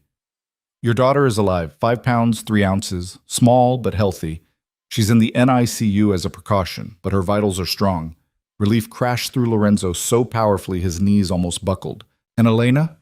The surgeon's expression shifted, became more guarded. Your wife survived the surgery. Barely. We had to perform a cesarean section while simultaneously doing emergency cardiac intervention. Her heart stopped twice during the procedure. We got it started again both times, but Mr. Vieri, I need you to understand, the next 72 hours are critical. Her heart is severely damaged. We have her on medications and mechanical support, but whether she survives depends on how her body responds. Can I see her? She's in cardiac ICU. She won't be conscious for several hours, but yes, you can see her. The surgeon led Lorenzo through corridors that blurred together. Dr. Wade and Rose followed. They passed the NICU first, and through the window Lorenzo saw her, his daughter, impossibly tiny, wrapped in blankets, connected to monitors but breathing on her own. His daughter. The reality of it hit him like a freight train. That tiny human being existed because Elena had been willing to risk everything. Had been willing to die to bring her into the world. The cardiac ICU was quieter, dimmer. The surgeon led him to a room where Elena lay surrounded by machines that breathed for her, monitored her, kept her alive through technology and medication. She looked so small in the hospital bed, so fragile. Tubes and wires connected her to equipment that beeped and hummed. Her skin was pale, her breathing assisted by a ventilator. But she was alive. You can sit with her, the surgeon said. Talk to her if you want. Studies show patients can sometimes hear even when unconscious. Lorenzo pulled a chair beside the bed and took Elena's hand carefully, mindful of the IV line. Her fingers were cold. I'm here, he said softly. Our daughter is here. She's beautiful, Elena. She has your nose, your chin. And she's a fighter, just like her mother. She's going to be okay. You both are. The monitors beeped steadily. Elena didn't respond. I need you to wake up, Lorenzo continued, his voice breaking. I need you to meet her, to hold her, to see what you created, what you fought for. You can't leave now. Not when she's finally here.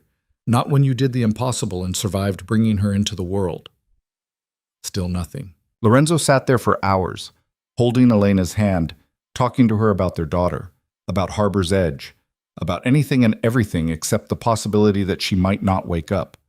Rose brought him coffee he didn't drink. Dr. Wade checked with the nurses periodically. The surgeon returned twice to examine Elena and adjust medications. Her heart is stabilizing, she said during the second visit. Slowly, very slowly, but it's a good sign. Dawn broke over Portland. The storm had passed, leaving clear skies and calm waters. Lorenzo watched the sunrise through the ICU window and thought about all the sunrises he had missed while building an empire. All the mornings he could have spent with Elena, talking over coffee, making plans, being present instead of absent. He had wasted so much time.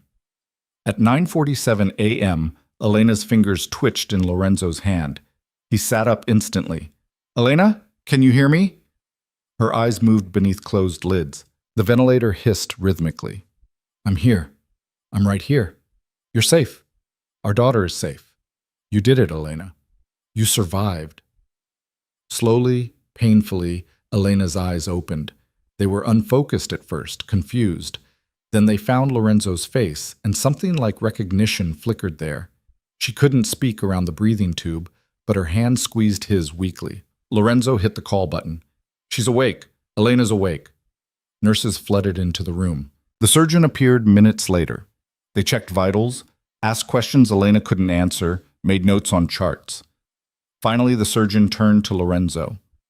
This is a very good sign. Her heart is responding to treatment better than we hoped. If she continues to improve, we can remove the ventilator in the next 24 hours. And then? And then we see how strong her heart really is. But Mr. Vieri, your wife is a fighter. She's beaten odds that would have killed most people.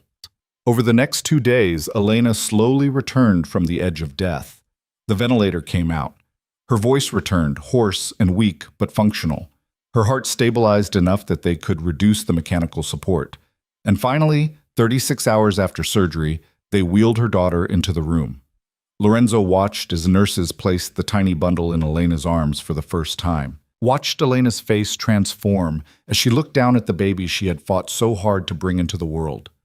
She's perfect, Elena whispered, tears streaming down her face. She's absolutely perfect. Just like her mother, Lorenzo said softly. Elena looked up at him, and in her eyes he saw something complicated, pain and love and uncertainty all tangled together. You stayed. I told you I would. Even when I told you to leave, even when I said I hated you. Especially then, Elena looked back down at their daughter. I don't know how to do this, Lorenzo. I don't know how to trust you again. How to believe this version of you is real and not just another performance. I know. I don't expect you to trust me. I just expect to prove every single day for the rest of my life that I can be the man you and our daughter deserve. What about your empire, your mother, the life you built? Doesn't matter. None of it matters compared to this. You say that now, but what happens when we go back to the real world? When the responsibilities start piling up again? When your mother starts manipulating you again? Lorenzo pulled a chair close to the bed. I'm not going back. I've spent the last week making calls, signing papers, transferring everything. Marcus has full operational control. The Vieri Empire exists, but I'm not part of it anymore. My mother has been completely removed from any position of power. Gerald made sure the legal documents are airtight, and I bought a house in Harbor's Edge. Elena's eyes widened. You what? Bought a house, small place near the harbor, 3 bedrooms. Needs work. I thought maybe, if you'll let me, I could fix it up, make it into a home for our daughter. And if someday you decide you can forgive me enough to let me be part of your life again, there would be room for you too. Lorenzo, I'm not asking you to come back to me. I'm not asking you to forget 3 years of pain. I'm just asking for the chance to be a father, to be present, to be the man I should have been from the beginning. Elena was quiet for a long time, looking down at their sleeping daughter. When she finally spoke, her voice was barely a whisper. I can't promise I'll ever forgive you completely. I can't promise we'll ever be what we were. The trust is broken, Lorenzo, really, truly broken. I know. But, she took a shaky breath, our daughter deserves a father, and maybe you deserve the chance to prove you can be one. So here's what's going to happen. You can be part of her life. You can visit, spend time with her, help raise her. But me? I need time. I need space. I need to heal from everything that happened. How much time?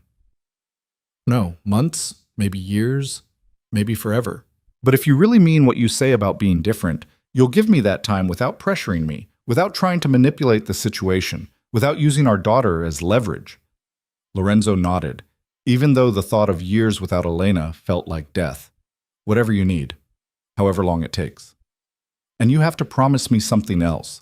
You have to promise that if you ever feel yourself slipping back into that world, into that mindset, you'll walk away from us completely. Because I will not let our daughter grow up watching her father choose power over love. I'd rather raise her alone than let her think that's normal. I promise. On her life, I promise. Elena looked at him for a long moment, searching his face for lies or manipulation. Finally, she nodded. Okay, we'll try. But Lorenzo, one mistake, one lie, one moment where you prioritize anything over her well-being, and you're gone. Do you understand? Completely. Their daughter stirred in Elena's arms, making small sounds. Elena adjusted her hold, natural and perfect, despite this being the first time. We need to name her, Elena said. I thought maybe you'd want to choose. We choose together. That's how parenting works. Lorenzo sat down carefully on the edge of the hospital bed. What about Hope? Elena looked surprised. Hope? Because that's what she is. Hope for a different future. Hope that broken things can be rebuilt. Hope that I can be better than I was. Elena's eyes filled with tears again. Hope Grace, after my grandmother. Hope Grace Vieri. It's perfect. They sat together in the hospital room, not quite a family, not quite reconciled, but not quite broken beyond repair either. It was a beginning, fragile and uncertain, built on the ruins of everything they had destroyed. 3 weeks later, Elena was discharged from the hospital. Her heart was damaged but functioning. She would need medication, monitoring, lifestyle changes. But she would live. Lorenzo had spent those weeks transforming the house he had bought in Harbor's Edge. New paint, refinished floors, a nursery with soft colors, and a rocking chair by the window overlooking the ocean. Elena moved in with Hope, not because she had forgiven Lorenzo, but because it made practical sense. She needed help with the baby while recovering. She needed to be close to Dr. Wade for medical monitoring. And despite everything, Lorenzo had proven he could be trusted with their daughter. He lived in the house too, but in a separate bedroom. They existed in a careful balance, co-parents, not partners. He took night shifts with Hope so Elena could rest. He cooked meals that met her cardiac diet restrictions. He drove her to medical appointments and held Hope during checkups. And he asked for nothing in return. Months passed. Hope grew from a tiny newborn into a baby who smiled and laughed and reached for her father's face. Elena regained her strength slowly, her heart healing in incremental improvements that Dr. Wade documented with cautious optimism. Lorenzo found work with the harbor office permanently, processing permits and helping local fishermen navigate regulations. It was simple work, honest work, work that let him be home for dinner and present for the moments that mattered. Sophia tried to contact him 3 times. Each time, Lorenzo refused the calls.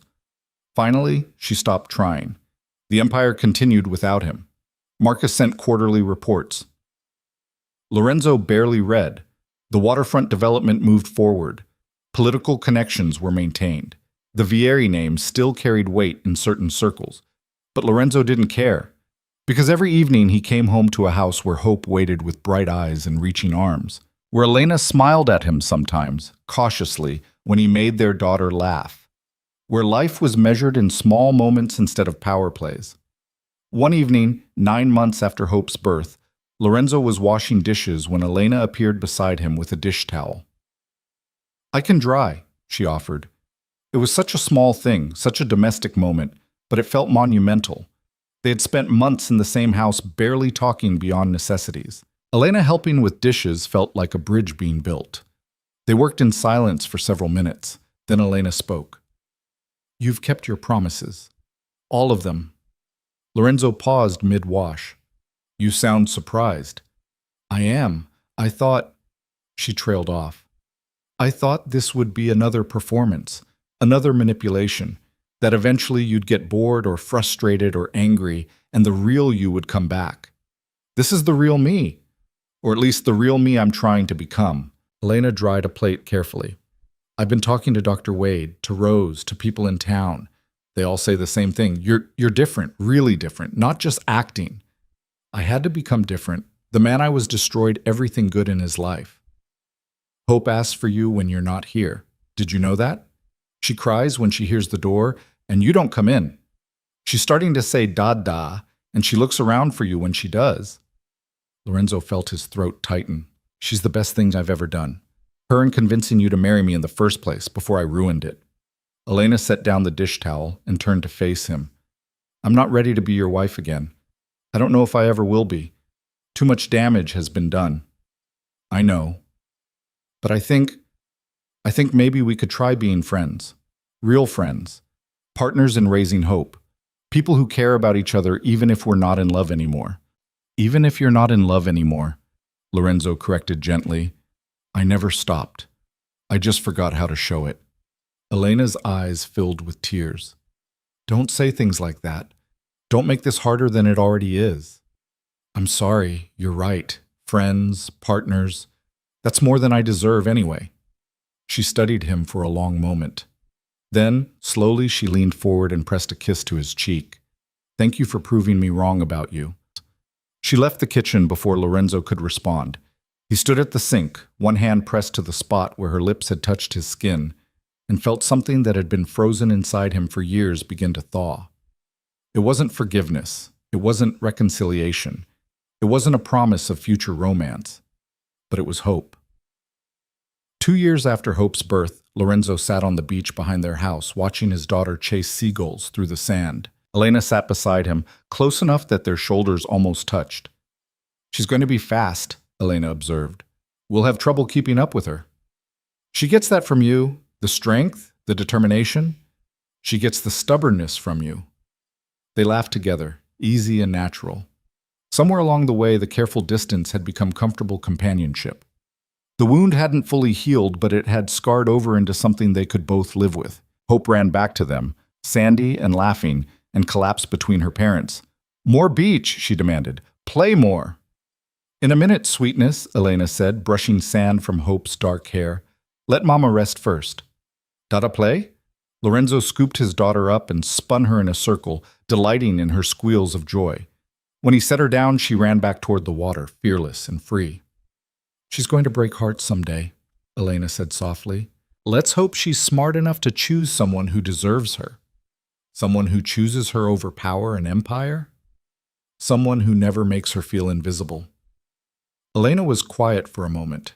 Then, you did that, made me invisible, for 3 years. I know. I'm sorry. I'll never stop being sorry. I know you are. And I think... She took a breath. I think I'm starting to forgive you. Not completely, maybe never completely, but enough that I don't hurt every time I look at you anymore. Lorenzo turned to face her. That's more than I ever hoped for. Don't let it go to your head. We're not together. I'm still not ready for that. I know. But maybe someday, if you keep being this person, if you keep choosing us over everything else, maybe someday I could trust you enough to try again. Hope ran back with a shell, demanding attention. Lorenzo admired her treasure while Elena watched them both with an expression that was complicated and painful and healing all at once. Someday wasn't a promise, but it was hope.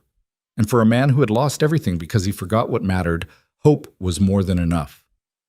5 years after Hope's birth, Lorenzo Vieri stood in the backyard of their Harbor's Edge home, watching his daughter's birthday party. The yard was full of children from her kindergarten class, parents from the town, friends who had become family. Elena moved through the crowd, laughing at something Rose said, her heart healthy enough now that Dr. Wade only monitored her quarterly instead of monthly. She wore a simple dress and no jewelry except the ring on her left hand, not the 5-carat diamond from their first engagement, but a simple band Lorenzo had given her 6 months ago when he asked if they could try again. She had said yes. Not because she had forgotten the pain, but because over 5 years he had proven every single day that he had changed. That power meant nothing compared to showing up for your daughter's school plays. That empire was worthless next to reading bedtime stories and making breakfast and being present for all the small moments that built a life. The Vieri criminal organization still existed somewhere in the city they had left behind. Lorenzo received reports periodically, always filtered through Marcus, always distant enough that it felt like someone else's life. He had no authority, no control, no connection to that world anymore, and he didn't miss it at all. What he had now was worth infinitely more. A daughter who climbed into his lap every morning and asked him to read her favorite stories. A wife who had learned to trust him again, slowly, painfully, but genuinely. A community that had accepted him not because of his power, but because he showed up, contributed, cared about his neighbors. Hope ran across the yard and threw herself into his arms. Daddy, Daddy, did you see? I got a bike. I saw, baby. Are you going to teach me to ride? She giggled. You already know how to ride bikes. But I might have forgotten. Maybe you should teach me again, just to be sure. Elena appeared beside them, slipping her hand into Lorenzo's free one. You're ridiculous. But you love me anyway. She squeezed his hand. Yeah, I do. Against all logic and self-preservation instinct, I actually do. Hope squirmed down and ran back to her friends. Elena and Lorenzo stood together, watching their daughter laugh and play in the golden afternoon light. Any regrets? Elena asked quietly. About leaving the Empire? Never. Even though you could have had everything? Money, power, influence? Lorenzo pulled her close, pressing a kiss to her temple. I have everything, right here. Everything that actually matters. That's a good answer. It's the truth. They stood together as the sun set over harbor's edge, their daughter's laughter filling the air, surrounded by a life they had built from the ruins of everything they had almost destroyed. It wasn't the empire Lorenzo had once commanded. It wasn't the fairy tale Elena had once imagined. But it was real. It was honest. It was built on love and second chances and the understanding that the most powerful thing in the world wasn't control. It was choosing the people you loved and never abandoning them again. And for Lorenzo Vieri, the man who had lost everything before learning what mattered, that was more than enough. It was everything.